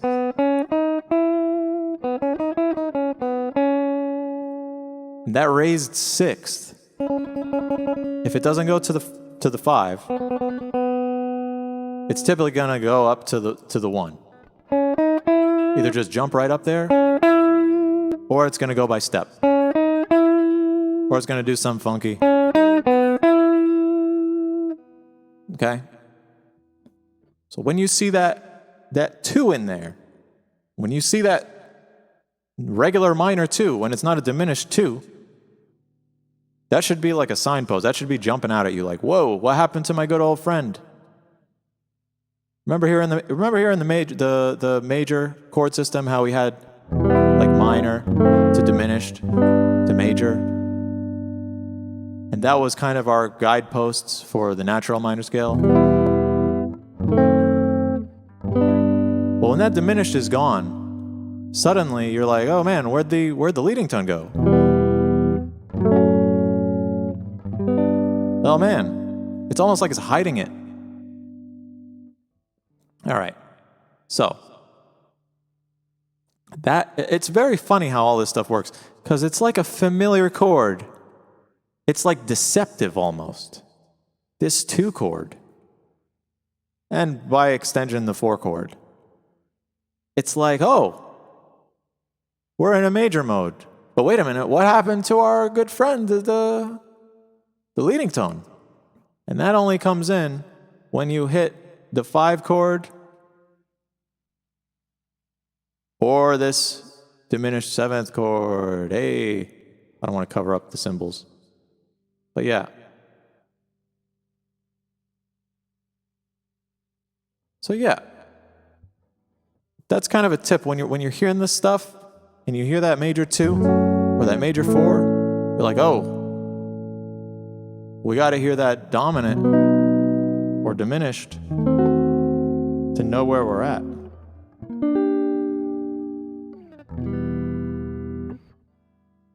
Okie dokie.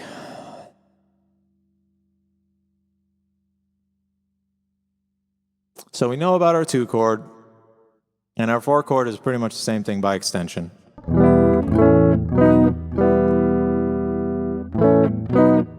That's just a 4, 5, 1. Major 4, major 5, 1, minor 1. The interesting bugger that I want to talk about now is this freaking sharpened, diminished 6th chord. Looks weird, sounds very simple in context. So I'll play up through the scale and I'll stop on that chord.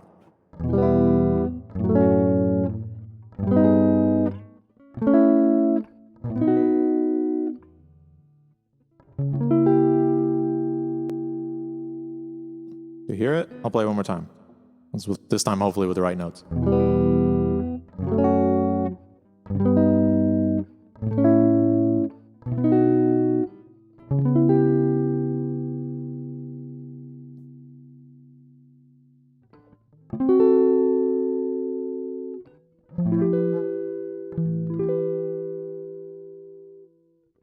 Do you hear it in there?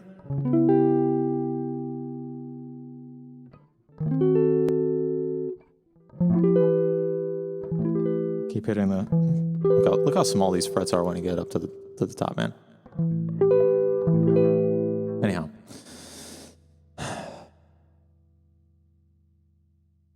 That is such a special chord. We're not going to talk about it that much. But just know that it's special. We'll talk about it later when we find its tetrad variant. Okay?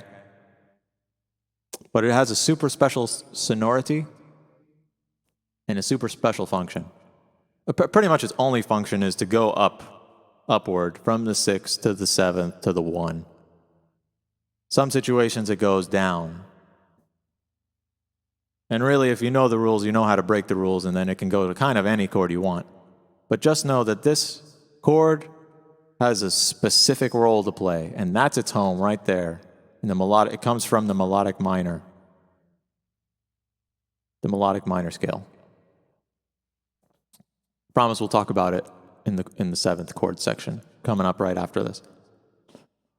Okay. So, here's all the minor chord scales. All in a row. This is not really for like melodic purposes. It's just to show you how they all fit chromatically. If you play them in a row, I guess I'll try to play them. It's your 1, diminished 2, major 2, 3, augmented 3, minor 4, major 4, minor 5, major 5, 6, raised, diminished 6th, 7, raised, diminished, and then back at the 1. Now, I'm not going to lie, playing through that did sound kind of cool when I hit that 4 chord, and then it went up.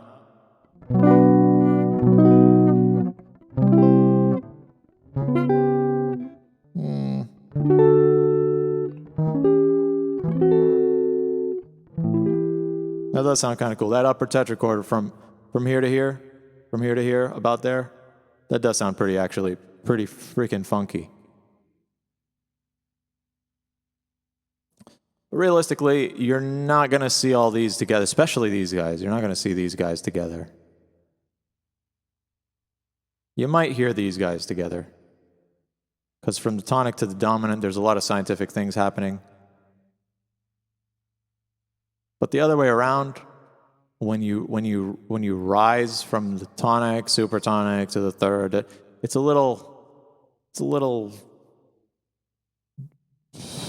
an uphill battle, if I could put it that way. Going down, playing with the tonality from the tonic down to the dominant and then back up, it's like rolling a thing downhill.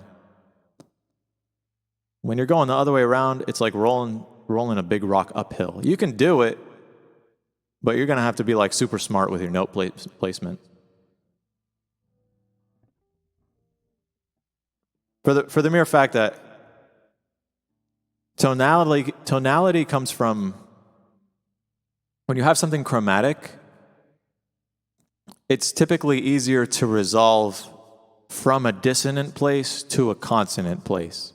So if you're on the dominant and you resolve upward,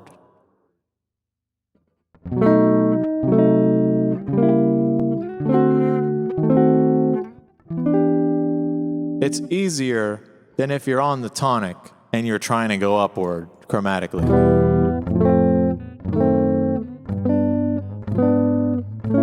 Kind of not true, whatever. But it's true and it's not true. All these rules are like true and not true. I'll just say that it's easy to go from the dominant to the tonic chromatically. But it's a bit more difficult. You have to be more crafty when you're going up, because you're taking something that's stable already and you're trying to fool the listener into believing that you're making smooth movements.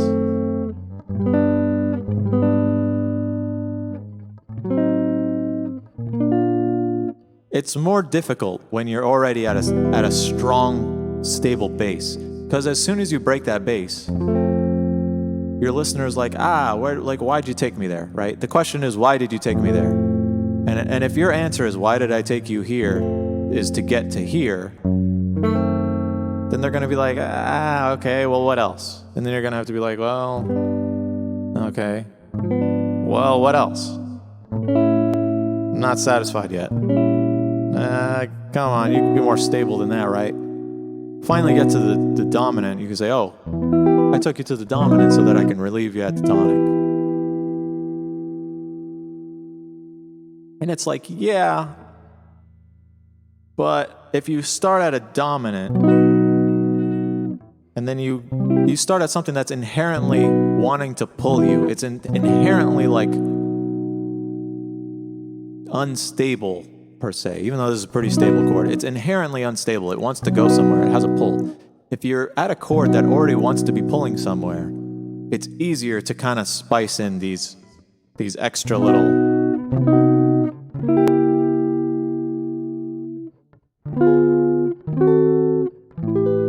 it's easier to spice in that extras. I think I played wrong notes in there. Whatever. You get what I'm saying. When you're already at somewhere that's unstable, your listener already expects you to get to a stable place. When you're at a stable place already, like a tonic, there's not that much reason to go anywhere else. Unless you're trying to keep the song going and interesting. Okay, that's all I'll say about that. Just know about these tetrachords from the dominant to the tonic, and then from your tonic up to the, you could say all the way up to the dominant. To the subdominant's okay. Just know that that's kind of how this thing is divided.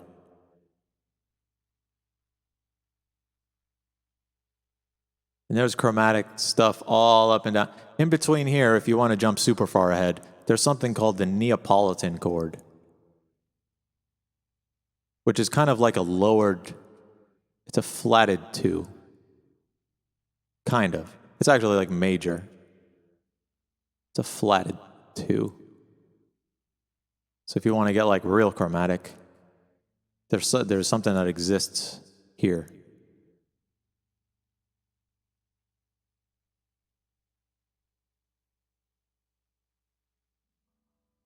Anyway, again, this is just for reference to see where you're at and how your chords are kind of like above or below each other.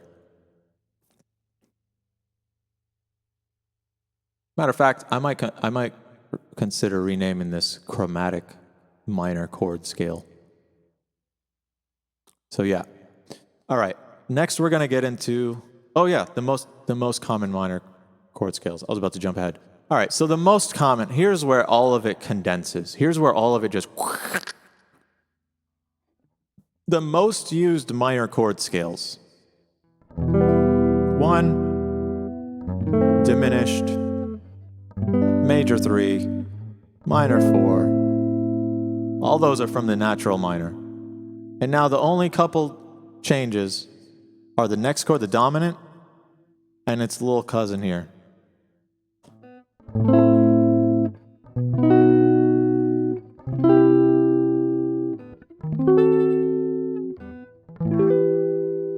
You can hear how that's like the most commonly used. There's nothing too fancy about it, but it's something you've heard all the time.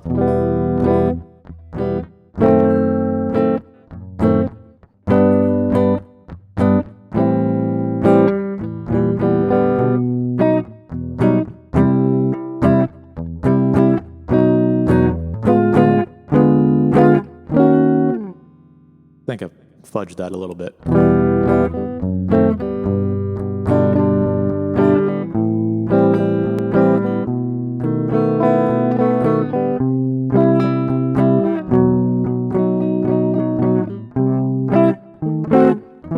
There we go. Nothing too fancy.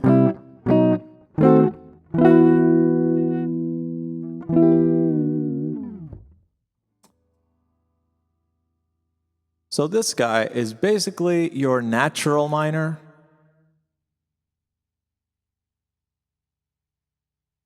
with the addition of your dominant chord and its extension.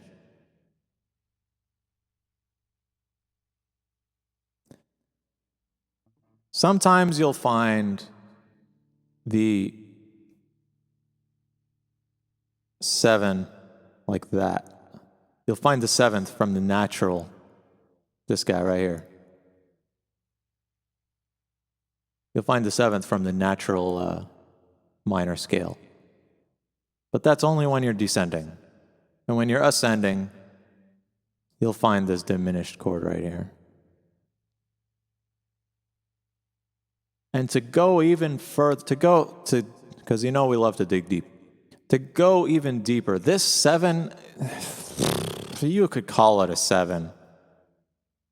But really, you'll find out later that it's actually an harmonic with, and more appropriately called, the dominant of the mediant. Okay? It's actually the dominant of this guy right here. See that? So when you have the dominant of the mediant, it's implying a major tonality because this is the relative major of the chord scale. Okay? So that equals that. And it's just kind of like, it's not a misnomer. It's not really, because the seventh exists. It exists.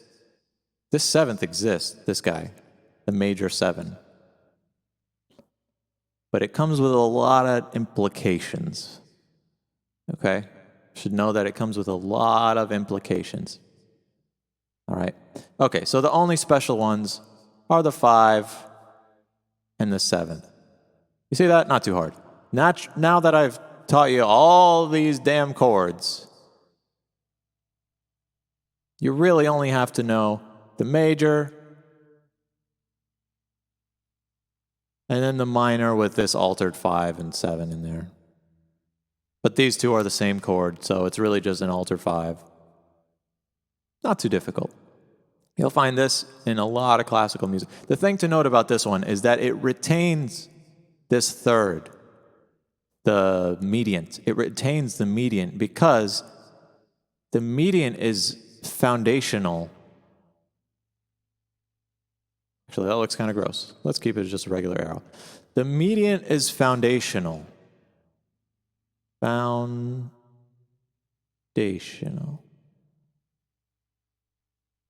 To playing with or going in between a major tonality and a minor tonality. All right? If you had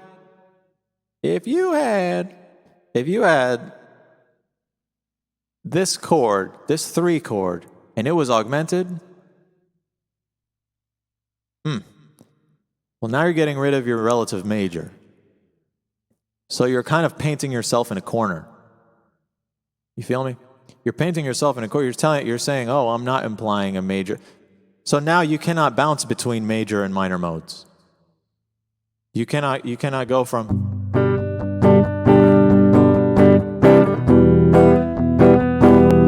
because this major chord doesn't exist. If your whole song's in a major mode, it's G. And you want to transition to the E minor in the bridge.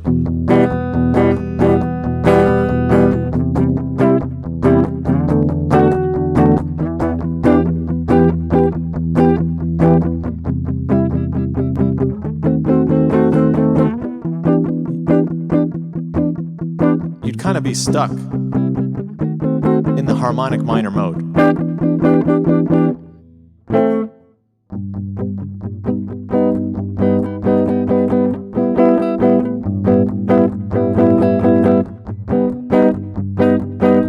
That's the augmented chord. You see how it like limits you tonality? Why? Like when I play this chord, it's like, what the hell is that?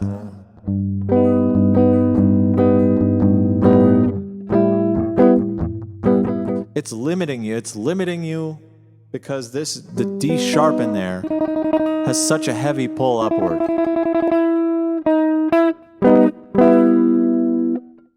And when you hear that, even when I'm not playing the augmented chord, when I'm playing like I think I used a diminished. Because I'm playing that diminished, it's almost signifying like the end of the phrase. You're painting yourself in a corner if you don't allow yourself to go from minor to major. So what ends up happening is that everybody will use the natural minor up until they need to use the dominant. Up until they gotta use the dominant. See? And once you use the dominant, functionally you're stuck kind of going back to the minor.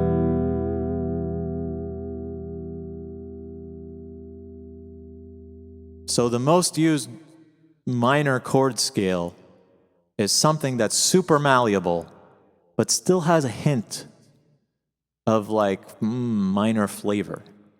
to say that we're solidly in a minor mode. The dominant to the minor. Because if this dominant chord was not dominant, like if we were to just play it as a natural minor mode, say this with the lower dominant or whatever, minor dominant. If we were to do that, then you're omitting the pull. You're omitting the leading tone that leads you to the minor tonality. If you don't have that minor 5, you might be thinking to yourself, oh, I might be in a major key. So if I'm playing here,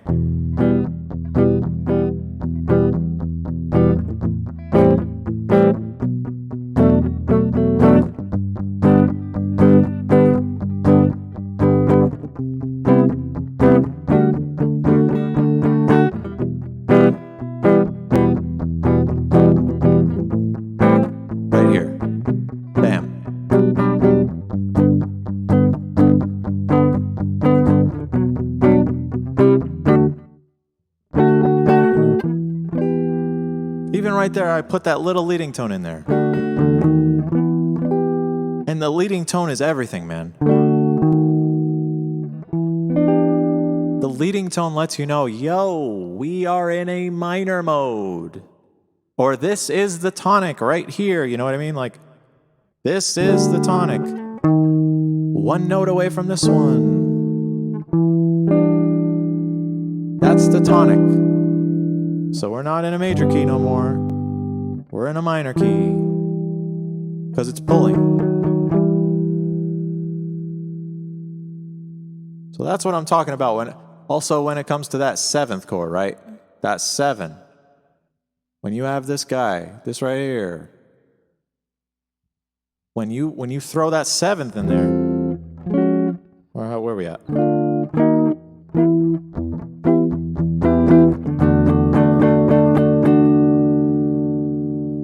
You could be in a major mode.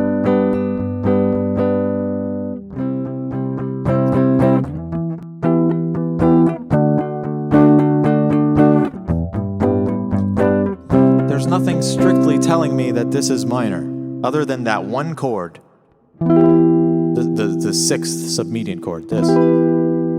But all the other chords are from the major scale, chord, mode system, whatever. Sounds happy. Until this one. That's the only one that sounds sad.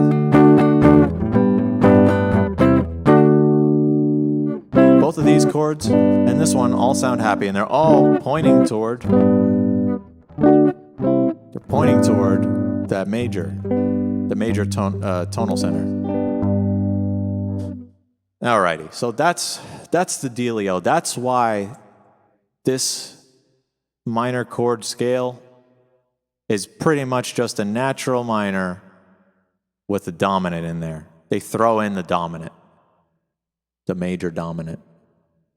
That's it. The major dominant with that leading tone. They're using a regular old minor chord scale with a bit of a leading tone. Okie dokie. Now we move on.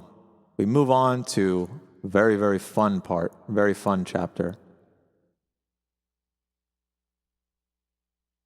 Before we move on, I do want to show you this. So this is kind of cool. Maybe I'll do a little bit of this. But here is the division point where the book goes into. Let's see, how can I do this? I'm going to use some magic. I'll be right back. All right. We back, kind of. So I'm not trying to get no copyright strikes or whatever the hell, but I'm trying to show you how the book. This is Bach anyway, isn't it? Brahms. All right. Sorry, Brahms. Rise from the grave and sue me. Listen, they use this super good example in the book here of a piece. I don't know if you can see that, but it's like a 4-part texture. And they're all just basic chords. They're basic triads. But what Brahms does is he adheres to all the rules the basic rules, and he makes something nice out of just these basic chords, basic three-note chords. No seventh chords, nothing fancy, just basic chords. And the book shows you the chord. It's in a super simple key, D major. They show you the chord, and then they tell you what Roman numeral is underneath it. Now, this is twofold. After you write down all the chords here for each one of these, every single one, you want me to analyze every single? Yes, every single one. After you analyze the chords, you'll write them down here, and you'll see how they're connected. And later, when you go into the other chapters about functions, you'll see that he even connects them all properly, too. They're not just randomly stuck together. He doesn't just go from one random chord to the next. There's a function, there's an order here. Okay. Maybe we'll zoom in and go on to one. Yeah. We'll do one. We'll do one measure. All right. So we're here. We'll try to get this one measure here. I hope you can see that. I'm just going to do this first measure. So we got, you know what? I'm going to just write in the book. It's easier. This beautiful little mini pencil we got here. That's all I could find. All right. So just super quick analyzing this. This is how I do this. All right, we're in D major. The key doesn't matter too much. I mean, it does matter, but the sharps and flats, it's like secondary, right? We're just looking at where these notes are relative to the note D. So here, if you recall, the D is right on this middle line. And then the D is right there on this second line above the middle line here. So that's our root. So right here, let's see, we got a G, a D, a B, and a G. G, B, D. That's a G major chord. We'll call that G. Let's see, we got here a D, an A, a D, and an F sharp. So that's D, F sharp, A. That's D major chord. We got here, the same exact chord. Right here we got the A, C sharp, because of key signature, E. A, C, E. A, C sharp, E. So that's an A major chord. We'll do a couple more here. We got D, A, D, and F sharp. D, A, D, and F. Okay, D, F, A. That's D major. We got here G, B, D, G. G, B, D. That's G major. Wow, this is really easy so far. These are just ones and fives. These are just ones and fives. G, B, D, and G. Oh, sorry, this is a B. B, B. This is actually like an inversion.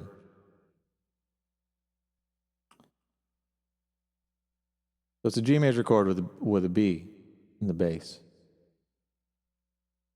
Okay, where are we at? Actually, this one, what did I call it? What did I call this one? This one isn't D, this is G. Okay. G with a B. Next, we got B, A, D, F sharp. What? Is it? No, D. See, even now. Freaking guitar music. I can never remember the stupid bass clef. D, A, D, F sharp. Again, a D chord. Wow. Okay. We can go on and on.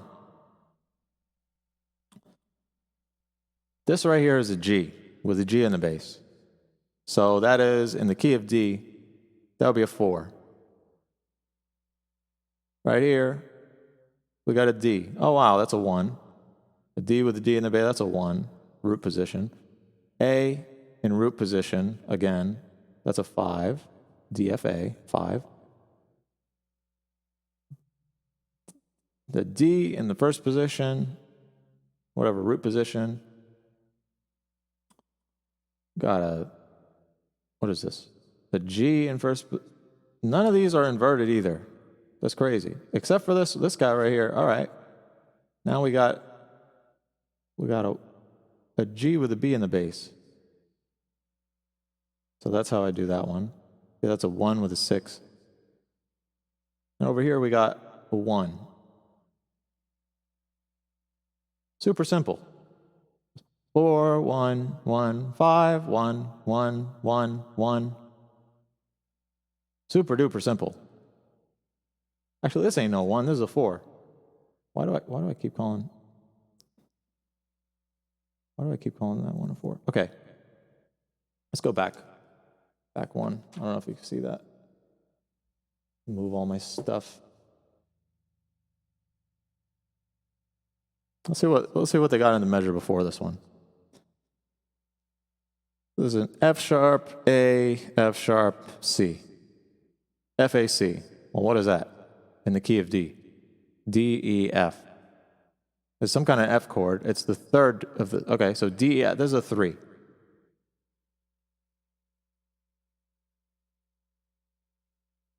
The F minor, whatever. F sharp minor.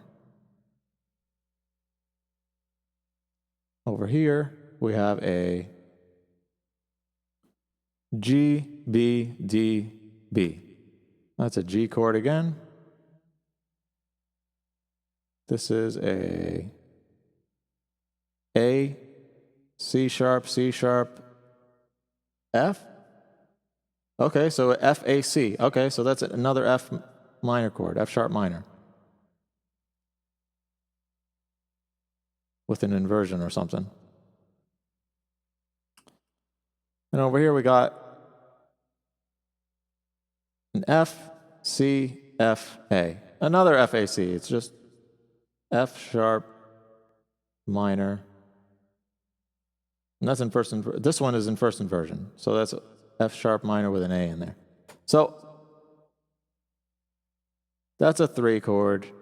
This is a 4 chord. This is a 3 inverted chord.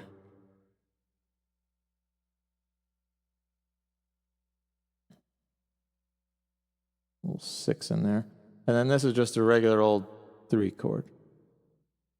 Let's see if I can play this on the guitar.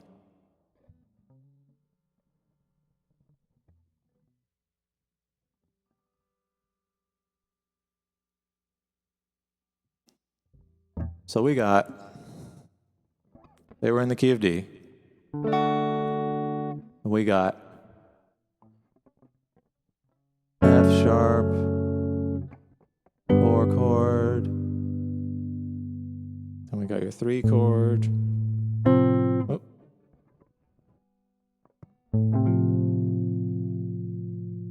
The 3 chord again. Hold on.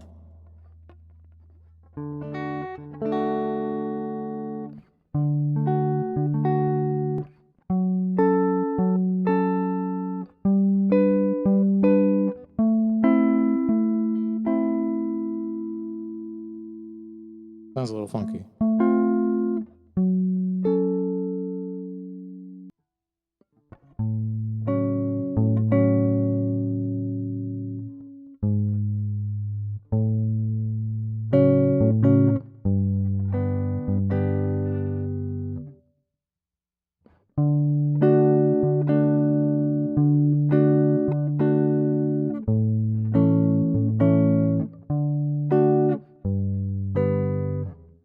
Ooh. It's a little funky. We'll try to write it down here. 1 second. All right, we will write it down here. Paint. I'm just gonna play through the changes. It's gonna sound fragmented because it's like I'm starting in the middle of a phrase and I'm ending kind of in the middle of a phrase, but it is what it is. Just wanna show you how these chords connect to each other. So we're in the key of D. All right. 3 chord. 4.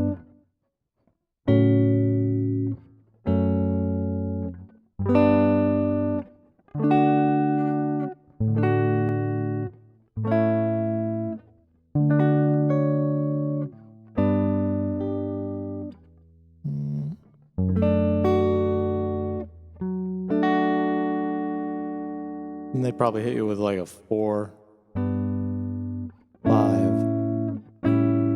to a 1, something like that. So this kind of little bop, this kind of a bop right here.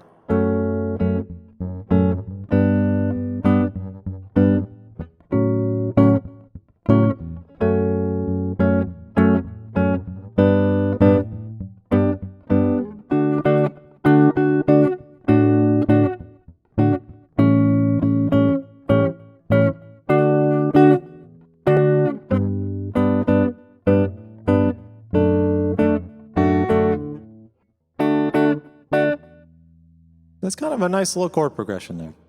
So what he's doing is he's using these inversions to move smoothly from one chord to the next. That's all I'll say about that. But the whole purpose of this exercise was to show you how good these challenges, these little exercises are in the book. The book will show you really good examples of how to apply the thing that you just learned. All right. We move on. We move on here. Where are we at? Tetrad chords. 7th chords. Basically 7th chord scales. So that's the entire exercise. They make you just like go through, I don't know, I think it's like 8, 10 measures of that and analyze it. And then they introduce you to 7th chord scales. Now, 7th chord scales, hopefully this will be a little shorter than the last little bit, because it's pretty much the same exact thing, you're just extending everything by one extra triad. You see here? So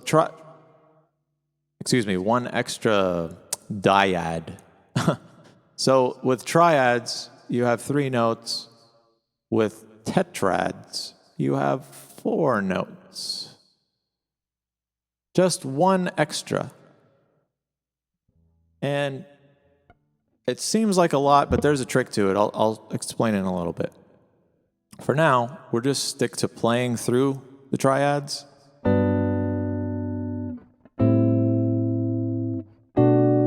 Pentads, sorry.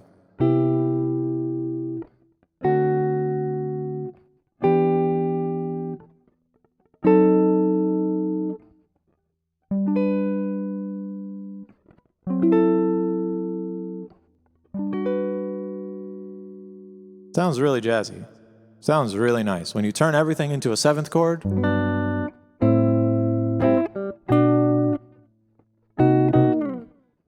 sounds super jazzy.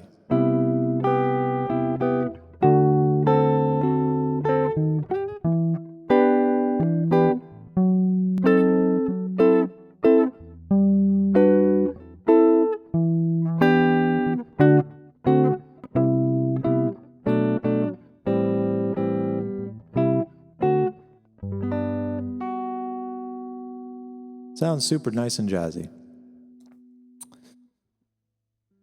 Same rules apply to the first, to all the way up here when you got your major triads. So you take a look here, and you got your 1, your 4, and your 5 relationship. And then you got these 2, your minor 1, 4, and 5. And then again, this guy is kind of on his own. And you see a new symbol here. This is what's called half diminished. You probably saw it in the last video. But a half diminished. So that's the importance of the last video. They threw all these major and minor 7th whatever at you to show you how to build them in this chapter. The half diminished 7 is the same thing as a minor 7 flat 5. So you have your minor 7, where are we at here? E, 2, boop, boop.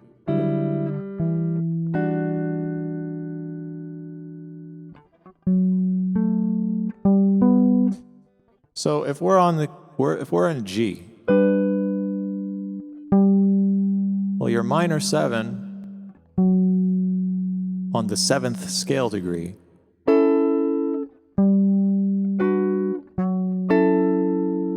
it's kind of like an F sharp minor chord, just an F sharp minor 7. but you're flatting the fifth. So 1, 2, 3, 4, 5.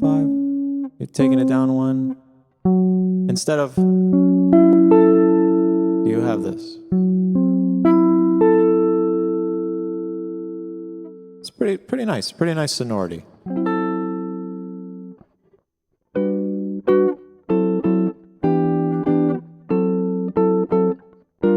Oh.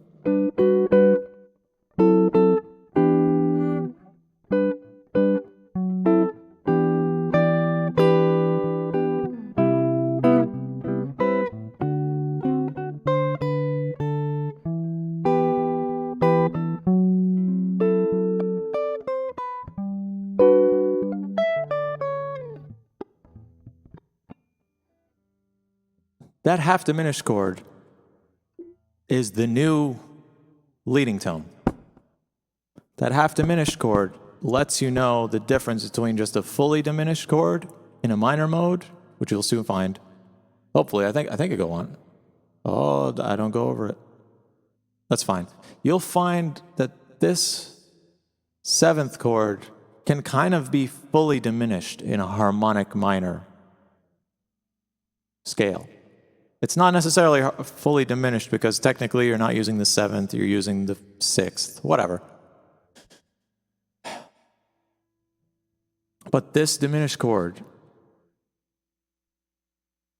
will appear again in this natural minor mode. It's that guidepost that I was talking about. Okie dokie. So the only major seventh chords here are your tonic and your subdominant.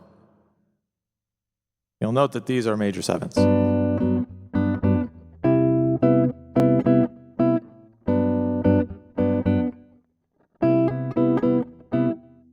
what about the fifth? Isn't that major seven?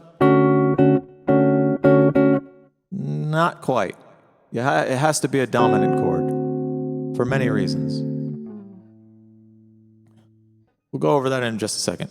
But the point is to let you see the mirror between the 1, 4, and the 5 here, and then the 1, 4, and the 5 in the minor chords in the same scale. So when you're in G, you have your 1, your 4, and your 5. And then the other 1, 4, and 5 is like E to A to B.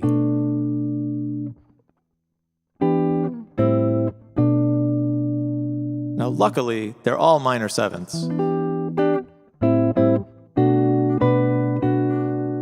the Tetrad ChordScales.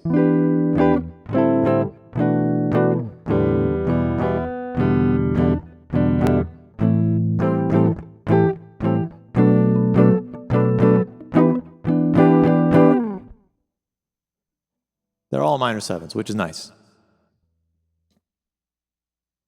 That again lacks the quality of having that dominant in there. See that dominant chord? I always think of the song Smooth by Santana.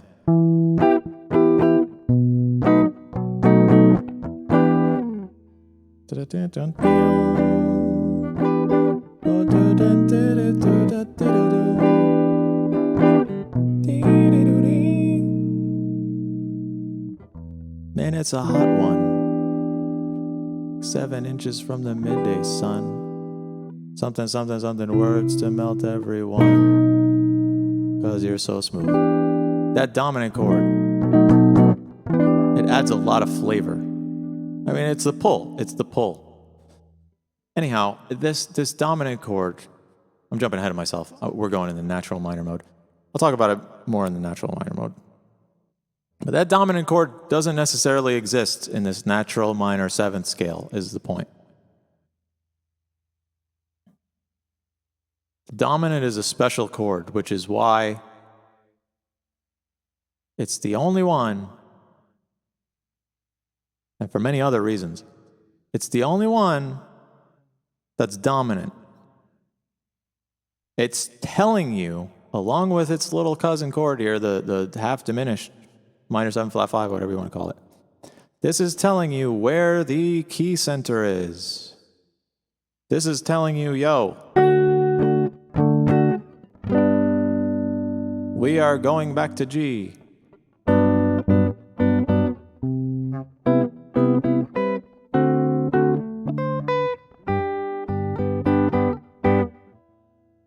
That's why it's the only one. This guy right here. Boom. It contains leading tone in it. It is a dominant chord. It dominates the entire scale. It shows you where the one is. Hey, we're not in a minor mode right now. We're in a major mode. Hey. You feel?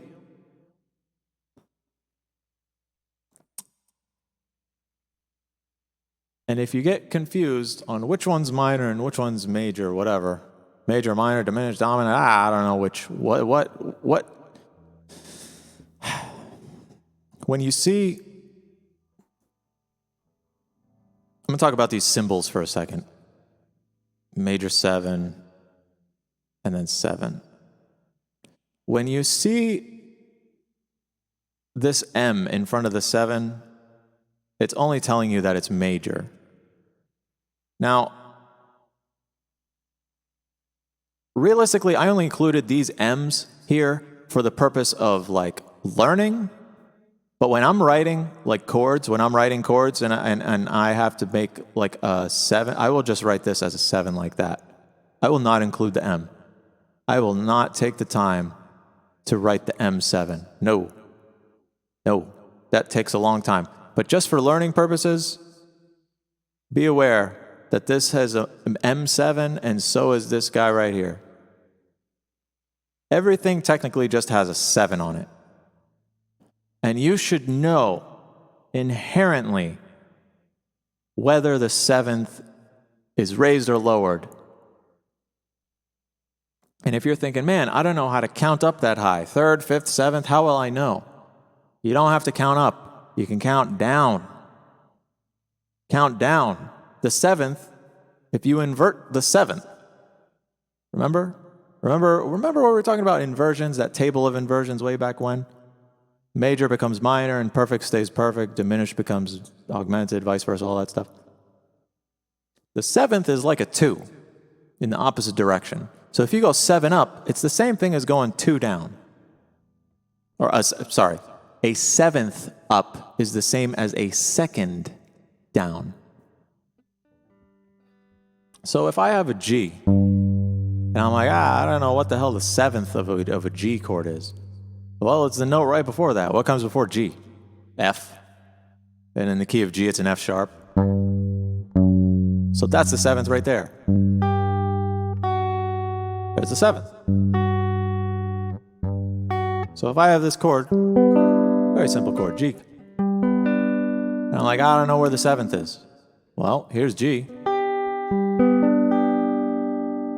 And there's F sharp, right below it. There's the 7th chord right there. Bada boom, bada bing. Look at it another way. If I have this chord G, and I want to take this lower note, and I want to make that the 7th. Well, where's the 7th? One note below. So we got either this version of the 7th chord, or this version. That's kind of nice. It's very rubby, right?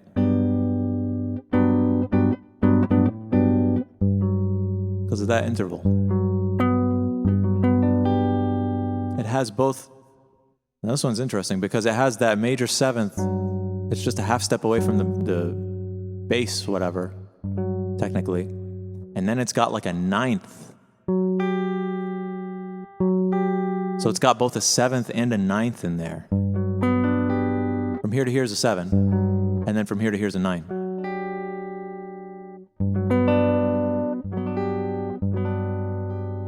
Very cool tonalities you can get with just by adding the 7th and then putting it in different spots. So when you think about the 7th here, when you're like, I don't know, well, I don't know what the 7th is of a 4 chord. I I know my 4 chord, but I don't know the 7th. Well, if you know your 3 chord is just 1/2 step below, then the 7th must be, oh, well, there you go.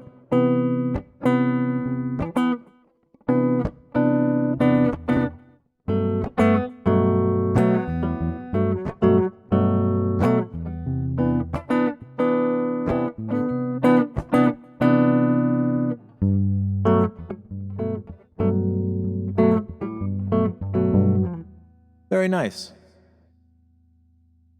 Now this dominant 7th right here, this dominant 7th, you'll notice it's the only one, it's the only major chord with a minor 7th. You remember? Major, minor 7th? Major chord with a minor 7th. And it is, it's just such a flavorful chord. We'll stick to the key of G. When we're at the dominant, the 7th,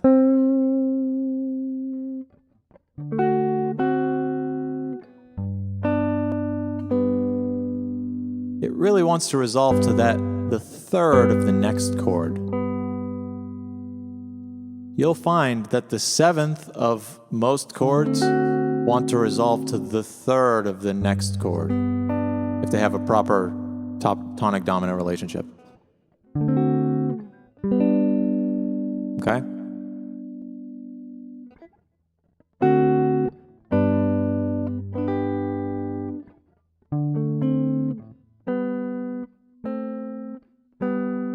It's almost like it's a 2 chord. It's almost like it has a 2 chord in it, almost. It lacks the 5th of the 2 chord, which is the 6th scale degree. It lacks La.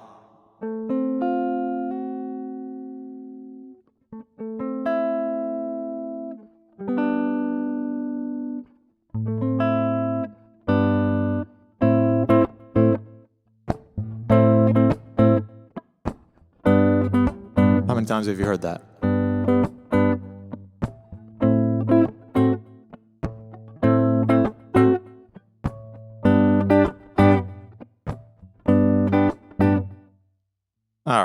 All right, relationships and chords and da-da-da-da. These chords, you see how they're a stack of triads like I was talking about in the other video? They share functions somewhat. They share functions. I'm not going to go into all of the functions, but just know that they share functionality.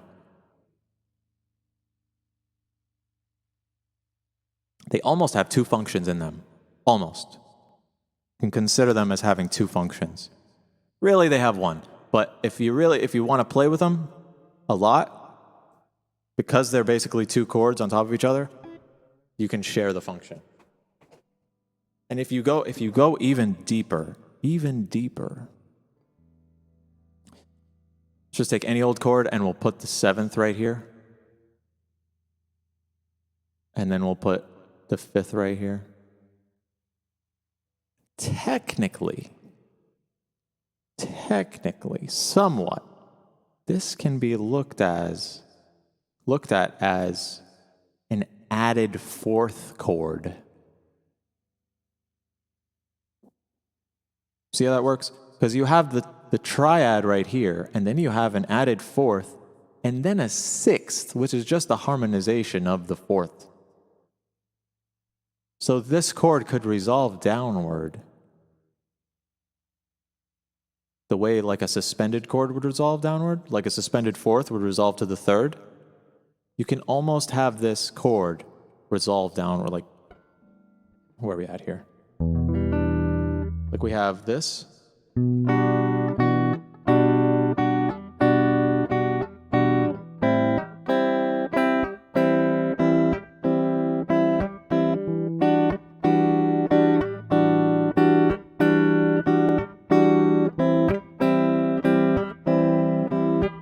You see that? I'm taking the 7th and harmonizing it.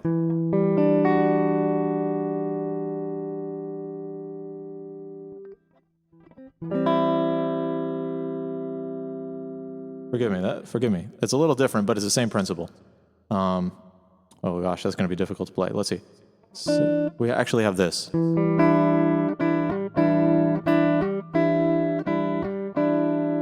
then we have... There we go.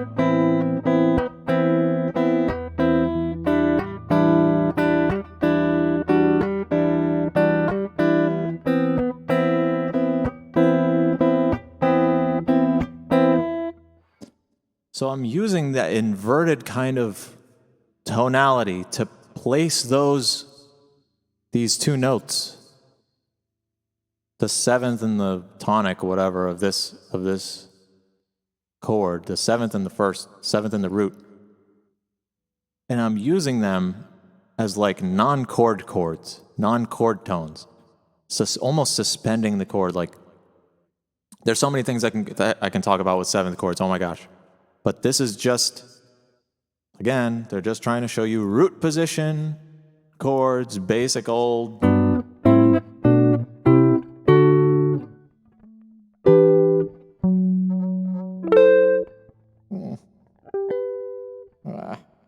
not enough room. My hand, look how small it is. I can't make a chord on these tiny frets. Anyway, imagine a high-pitched G major seventh. So that's a little bit about Tetrad ChordScales. Now in the natural minor, same exact thing. You should know your natural minor and your major back and forth. Back and forth. It has the same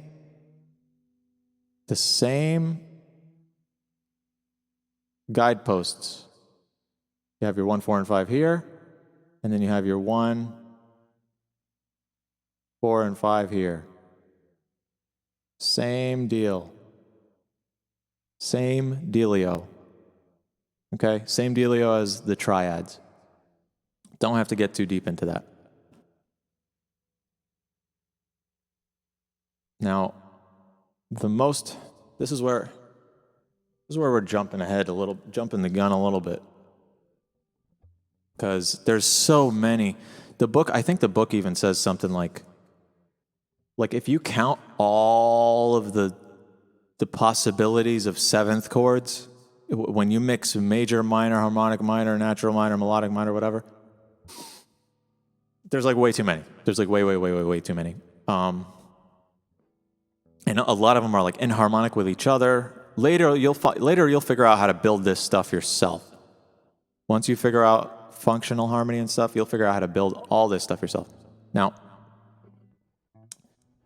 the most commonly used chord scale is exactly the same as the most commonly used minor chords. Just realized I forgot to put the color symbols here, but whatever. Technically I didn't, but whatever. I put them for these two. Whatever. But the most commonly used chords in the minor chord scale is the same exact thing as the triads. The seventh chord scales are exactly the same as the triad chord scales. You use your natural minor, and the only difference is the dominant. For the same exact reasons mentioned in the triad section. The dominant lets you know where my tonic is. You need this. You need this to be dominant, to be borrowed. Okay? I'll play the natural minor chord scale a little bit.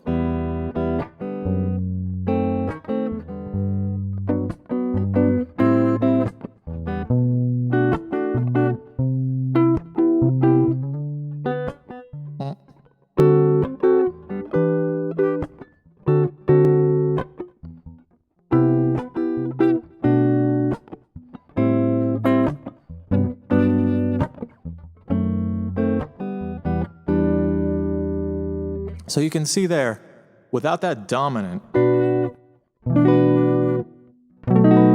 without that dominant in there, you kind of feel like it's a little bit too soft. Soft as in it's letting you tell it where to go. When I hit that minor dominant, seventh, whatever, it's not really a minor dominant, but the minor dominant scale degree with the seventh in there, it doesn't have a strong pull to the minor mode. You might always think we're in a major mode.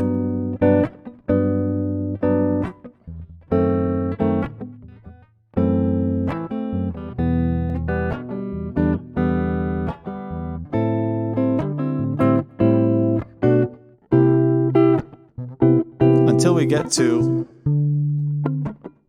the seventh. Now the seventh is kind of like the seventh scale degree in the minor mode is kind of like the fifth scale degree in the major mode. So until you get here, you can kind of go back to here, which is called a deceptive cadence. We'll talk about cadences later in a different chapter. But it kind of wants to go back to the one.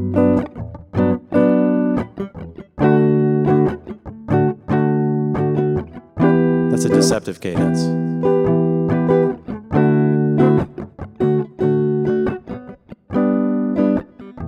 And that's an authentic cadence.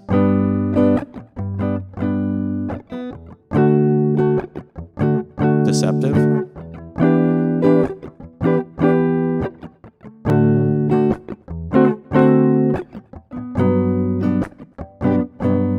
Authentic. Okay, so you can see how this 5 chord, you call it a seventh chord,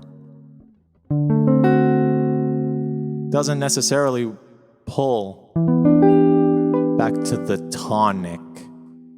It pulls back to the 3. See? Because it's really the dominant of the major, the relative major. Isn't that what I said? Isn't that what I said over here? Isn't that what I said? Oh, yes, it is exactly what I said. It's the dominant to the 3. So that guy right there, the pink one in the natural minor tetrads, is kind of a funny one. It's kind of a funny one. It's deceptive and authentic at the same time. It's a bit of a funny one. That's why these guys right here, these cousins, they have to be altered. In the most commonly used minor chord scale, they have to be altered.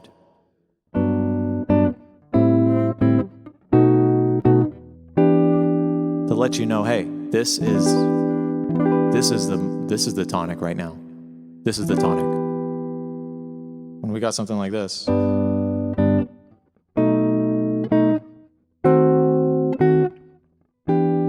So that's using the leading tone. That pink guy. This pink guy right here.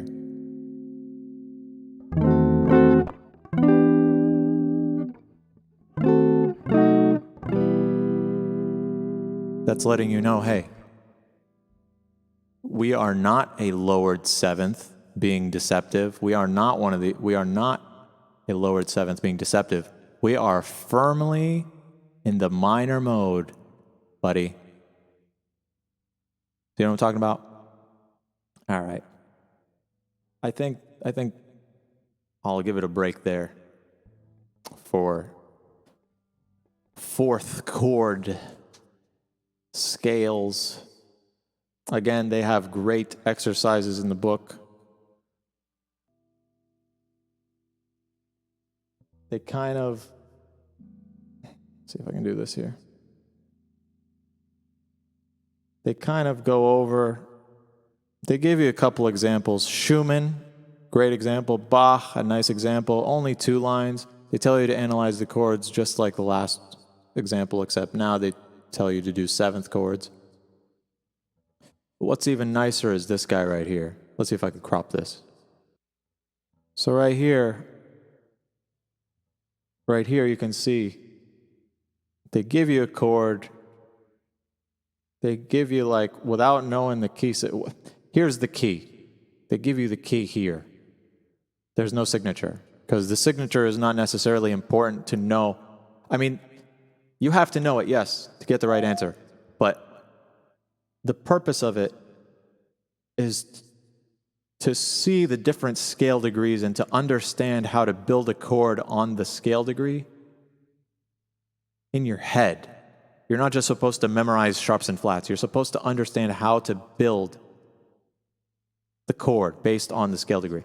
So for example, this one says E flat. We're in the key of E flat, and we need a chord built upon the 5th scale degree. Well, I'll be darned, that's the dominant, isn't it? So if this is E flat and this is the root, we go 1, 2, 3, 4, 5. We have a B right here. And it should just be B, D, F. It's some kind of BDF chord.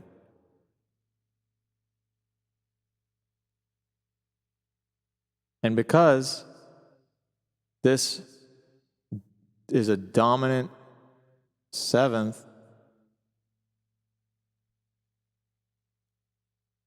in a major mode, this is a dominant 7th chord. This has got to be some kind of, and it's related to E flat, so this has got to be B flat, D, and F, and it's got to have that 7th in there.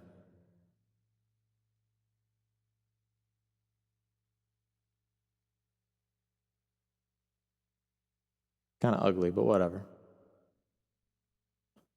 It's kind of small the way they have us write it in the book. So this would be B flat, D, F.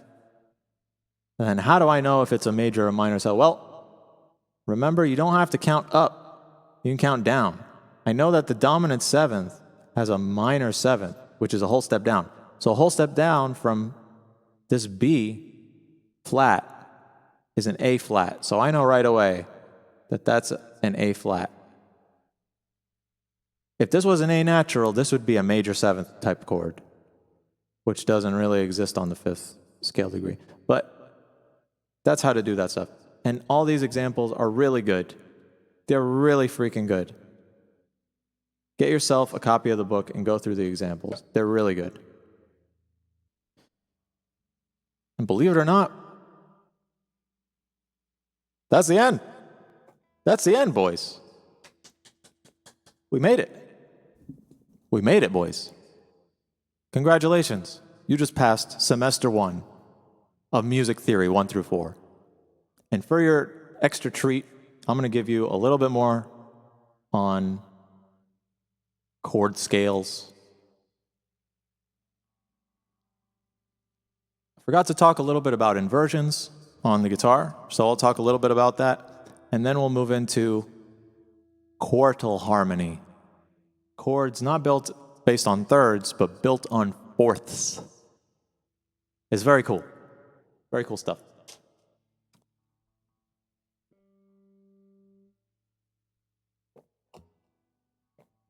Now, chords, I want to talk about these inversions before I forget these. So chords, I hope you can see. Let's see if we got, yeah, there we go. So chords. Maybe we use this paint a little bit too.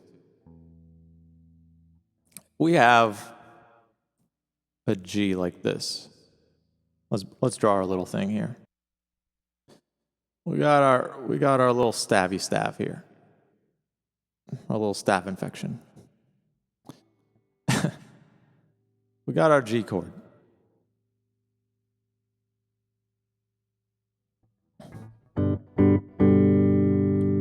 On the guitar, it's super easy to invert that. All you got to do is play one string up. And then to invert that again, you play another string up. And then another string up.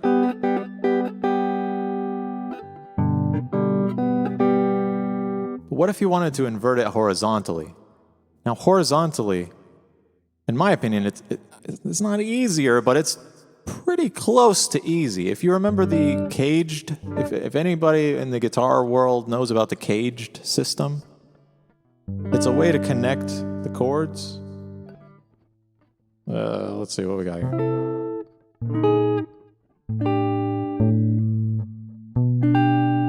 Something like that.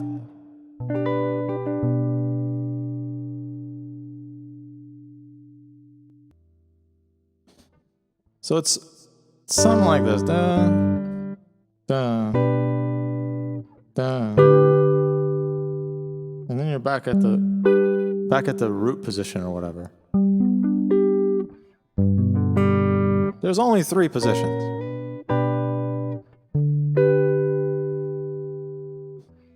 And I think a lot of people play like this. Just a straight up bar.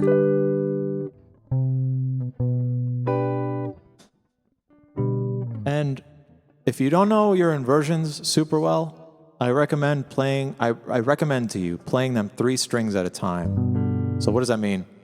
What does that mean? So you have your root position, and then invert it here.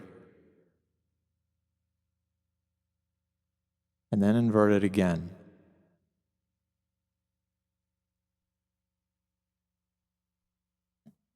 Okay.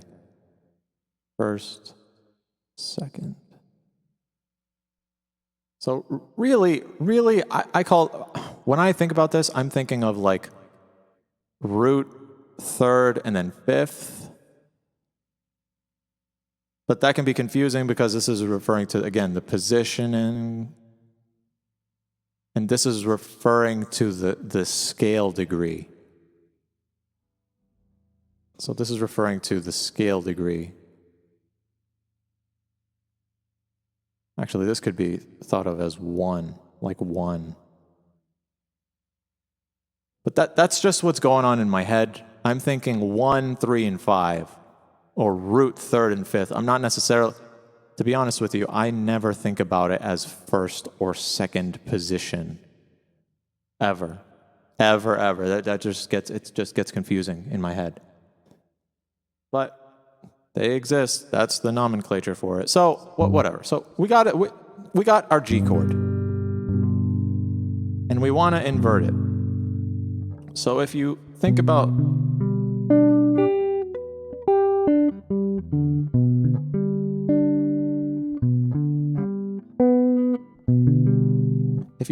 the next shape, it looks a little different than this, which is why I had trouble playing it the first time, because I'm not necessarily playing this shape all the time. A lot of times I'll be strumming this shape. You go boop, boop, boop, boop. What is this? 7, 7, 5, 5, 7 for all you tab guys out there.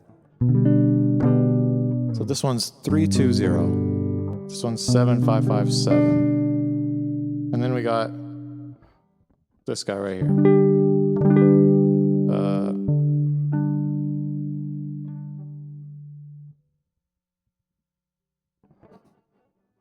Guess 10, 10, 12, 12.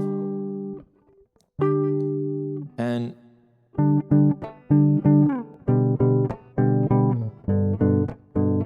that can be done also in the minor, what do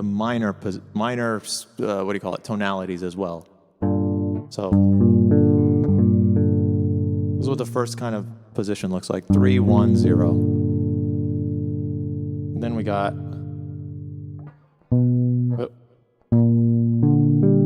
oh, you've seen this one for sure. 5, 4, 4. Excuse me, 6, 5, 5. Been so long since I thought of tabs. Also, I have a capo on here, so it's all jank.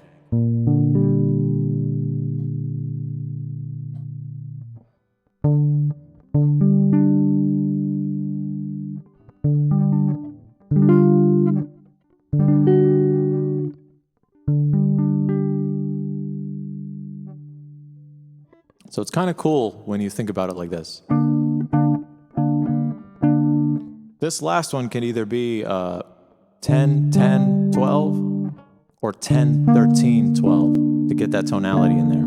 Because the third of the chord really defines the chord.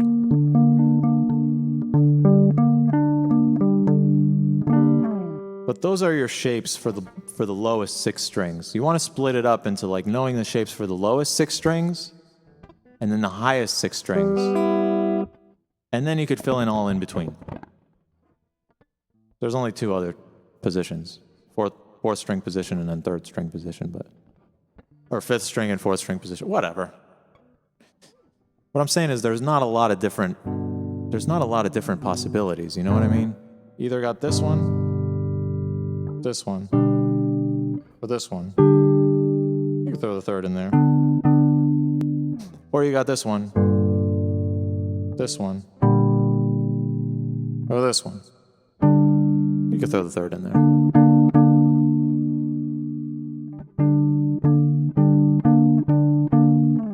And the same thing applies. Now this is where it'll click for a lot of people. The same thing applies for the top strings. So when you look at it on the top strings, you might have to start it with the first inversion in G or whatever. If you're playing a G chord, you got your first inversion here. Then you got, well, that kind of looks like a little D chord. Second inversion here, beginning with the 5th of the chord. So do, so do.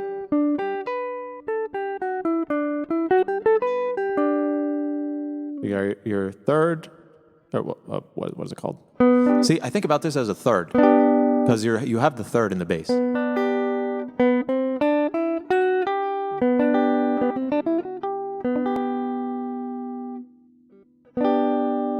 And then you got this guy. And then you got your good old. Excuse me. 1, 3, 5.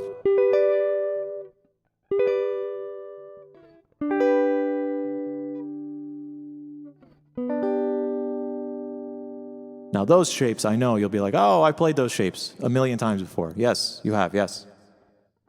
Same thing goes for the minor. I guess this would be 3, 3, 3, right? Simple little bar.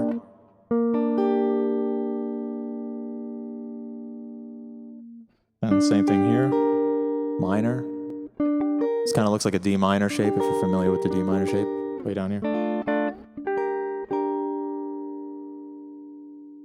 And then everybody knows this one, everybody. Everybody knows that position. Those are the only positions that you can have. They're the only positions you can have. When you start to think about chords like that, just basic triads.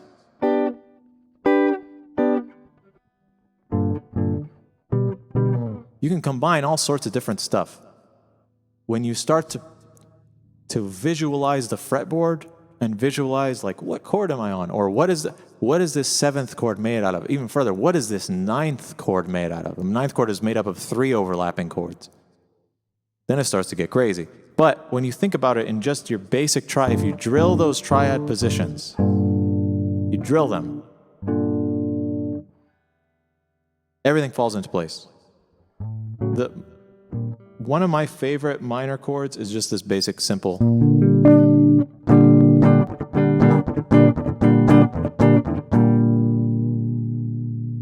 It's a first inversion of a minor chord on the lowest strings, and I throw the octave in there,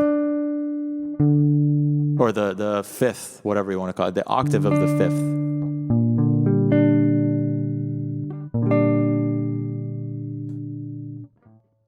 Point is, practice those triads up and down on the lowest 3 strings and on the highest 3 strings. And then practice them in the middle groupings of strings. And watch as your understanding of the fretboard will explode. I swear, it will just explode. You'll start to see shapes everywhere. All sorts of shapes. Same thing can be said for the piano. I don't play the piano too much, but I've seen and heard so many jazz pianists, funny word, talk about the same application on the actual piano. They don't think about it as necessary. They can think about it as extensions and stuff, but they think about large chords as combinations of triads. You're just combining triads. Like if you played like a C major chord, and then an A minor chord. That's like a C6. 5, 6, 5, 5, 6, 5, 3, 1. But in their head, they're not thinking really, it's a C6, it's enharmonic, but they're just thinking of C major, A minor. Because they know that these overlapping notes create a C6. When you overlap the relative minor and the relative major,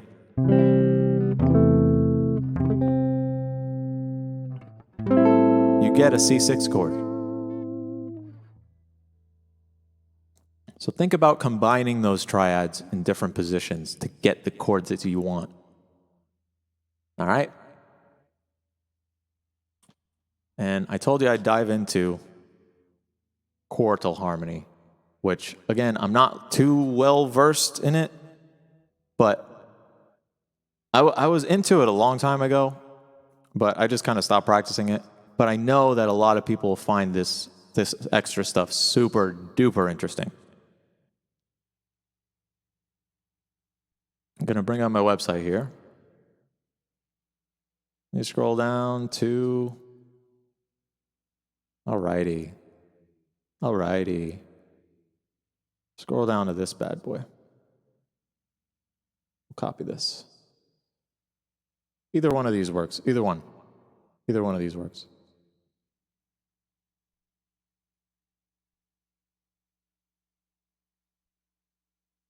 And we'll copy paste it right here. Then we'll zoom in.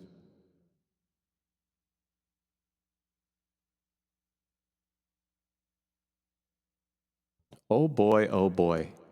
Oh boy. Oh boy. Let me do this. Oh boy, oh boy.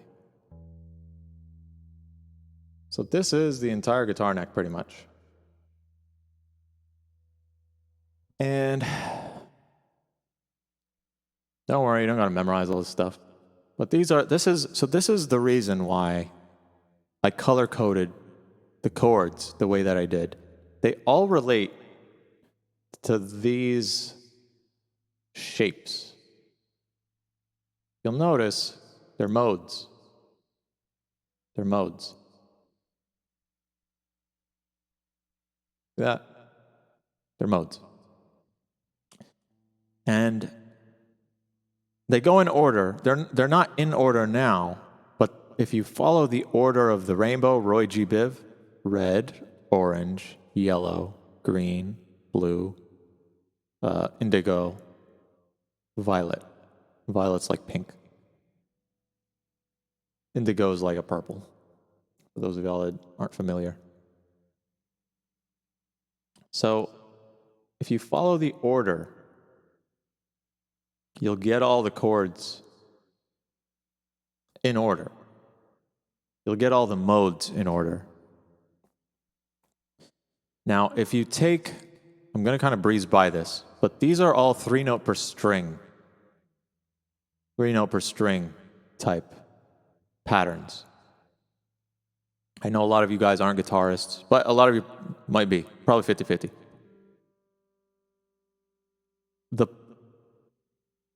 The intent of me bringing up this diagram is not necessarily for guitar purposes. I mean, it does work super well on the guitar, but it's to show you this right here.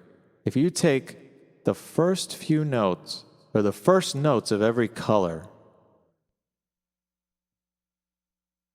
see what's going on here? You take those first notes. See, Roy, yellow, or red, orange, yellow, green. This one's a funny one. Blue.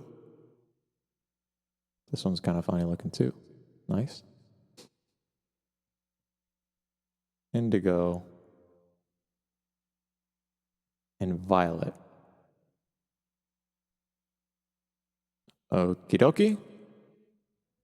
See these lines that start showing up? This one's just a straight line. It doesn't look straight because my handwriting sucks. But you see what comes up here? Just 7 different lines. And when you play these lines on the fretboard, bada boom, bada bing, you got quartal harmony. It's the coolest thing ever. It's one of the coolest things ever. So I'm gonna continue in G, and I'm gonna start with Ionian. So that kind of looks like this. How cool does that chord sound?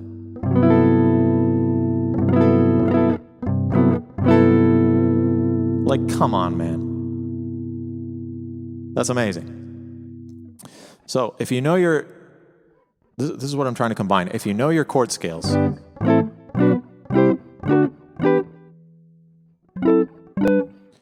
and you apply, instead of tertian harmony, you apply these quartal harmonies, what would you get?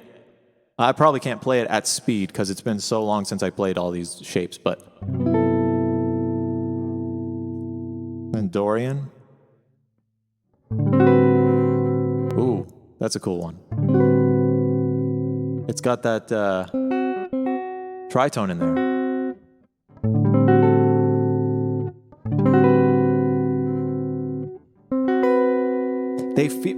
They feel like, man, these chords are so cool. So it's got that tritone, and then it's got like it's almost like a suspended. It's almost like all these chords are permanently suspended. You know what I mean? They have like a non-resolution characteristic to them. They're always going somewhere, which is perfect for jazz, because jazz is always going somewhere. And it's got some right notes and it's got some wrong notes, which is all about jazz, right?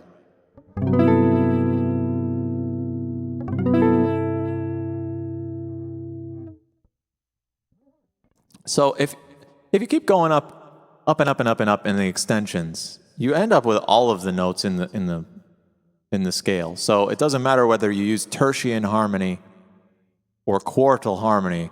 At some point, you end up with all of the notes in the scale. The intent of this is to show you that if you arrange it in quartal harmony, you get like suspended feels. You get suspended feelings. And it has a particular characteristic. Quartal harmony has that particular characteristic of non-resolution, of always being like almost somewhere.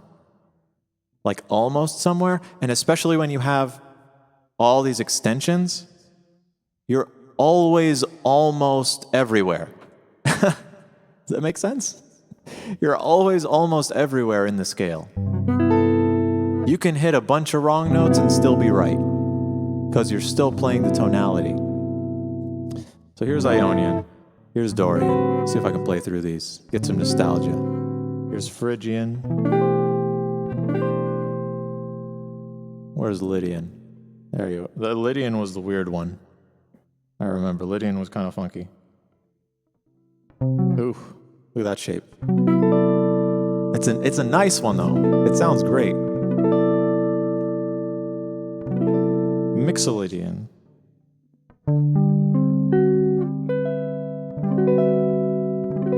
That one's kind of a dominant sound. It keeps its dominant texture, because it has that.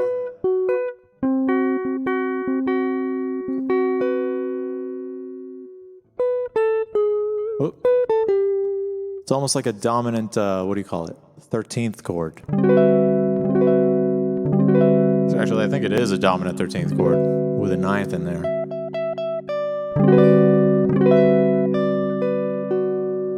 La, sol, do. Yeah. Let's see, the Aeolian quartal chord.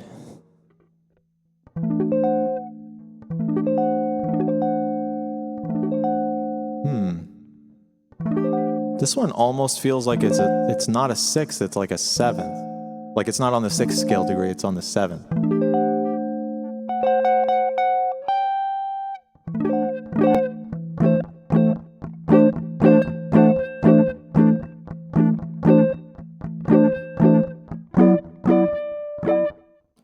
remember the Locrian was hard to play because it's so... It's just like a long bar and then a really short bar that's high up. So like you have to kind of do a finger scrunch. Yeah, I remember, it's coming back to me now. The Aeolian kind of sounds like a leading tone.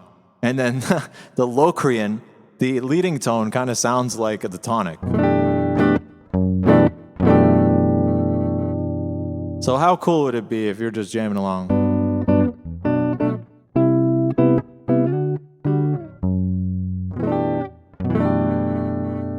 And then you hit a Locrian quartal chord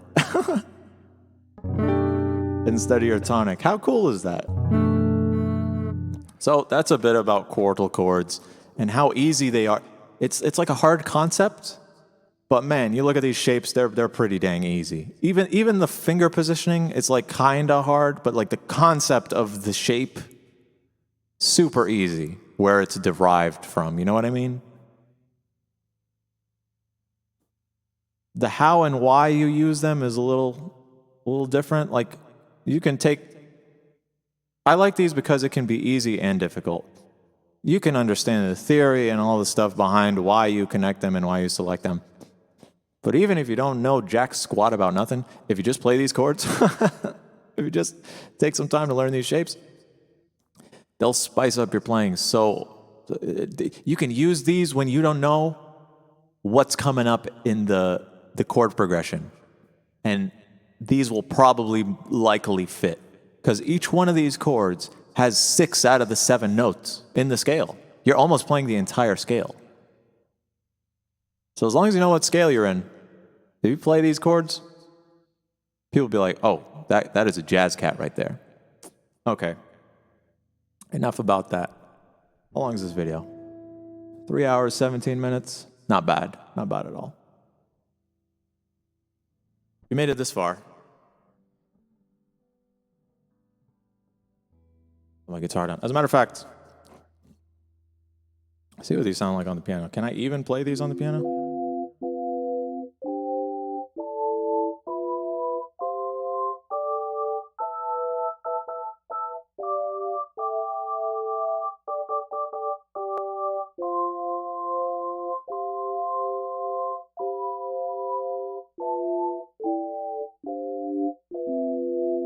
Yeah, they have a really cool sonority to them.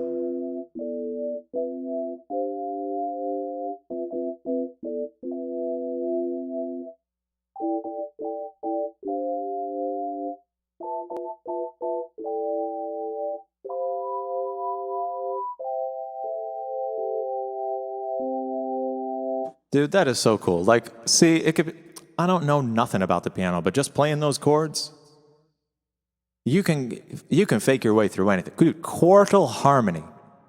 I'm telling you, quartal harmony is where it's at. Tertian and what it was called, Tetrads. That's awesome. But quartal harmony, that's where the spice is. Okay. If you made it this far through the series, I want to say congratulations. Super congratulations. It's not an easy task figuring all this stuff out, and especially listening to me.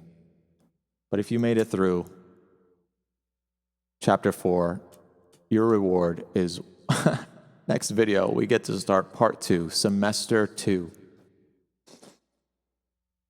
Whew, it's a doozy. I tell you, we just got through one of my favorite chapters because it kind of culminates everything and it blooms everything into like a nice solid foundation.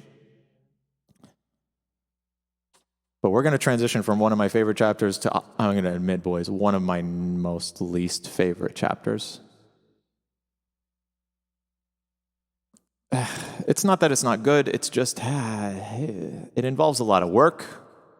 This voice leading and part writing, these next 2 chapters, they're a doozy. They are a doozy. Voice leading and part writing, they're going to throw a bunch of rules at you before they even show you progressions. And I think I even jumped the gun here. I showed first and second inversions, but whatever. Like, I honestly think that voice leading and part writing can come after, but I understand why they put it before. They want to show you the rules because they're so damn hard to remember, and you should be thinking about them early. When you understand the rules of voice leading and part writing, how notes connect to each other, and how to make like focal points, stuff like that. When you start thinking in those terms, everything else will be enhanced rather than the other way around. With the other way around, you'd be learning the progressions without understanding why the notes connect to each other. So they want to show you what smooth voice leading is, and then they're going to show you why one chord will lead to the next. So far right now, they just gave you a handful of chords, right? That's what they did. They showed you this handful of chords. Oops. They showed you a handful of chords, and they said, these are the ones that you use. 1, 2, 3, 4, 5, 6, 7. Now, in part 2, in semester 2, they're going to show you which ones connect to each other and why. All the way down to the nitty-gritty. All the way down. That's why I don't like this. It's not that I don't like it. It's just really detailed. It's really detailed, and for chapter 5 and 6, it's hard to do if you don't have oral dictation, which is do, re, mi, fa, sol, la, ti, do. If you don't have access to writing down music, like writing the music and hearing the music in your head are connected, and it comes into play very heavily on these next 2 chapters. After, from 7 and onward, it's fine. But that's what 5 and 6 are just really involved. So get yourself a piece of paper, brush up on your solfeggio. And what else can I say? We will meet you in the next semester, boys. Congratulations. Give yourself a pat on the back. Give yourself a big round of applause. Go get yourself a slice of cheesecake or whatever, or dairy-free, whatever the heck for you vegans, or make yourself a nice protein berry shake if you don't want no sugars and all that. Congratulate yourselves, because part 1, these first 4 chapters are pretty difficult. They're all fundamentals, but if you got this far, I think you can get all the way through the second chapter for sure, the second part, and the third part for sure. If you can get through the second part, third part will be breezy. Third semester's easy breezy.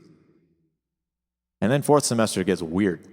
Fourth semester is not too difficult, it just gets weird. But yeah, I'm letting you know. These first 2 chapters of part 2, they're pretty difficult to wrap your head around if you haven't heard all this stuff before. Then it gets considerably easier, way easier.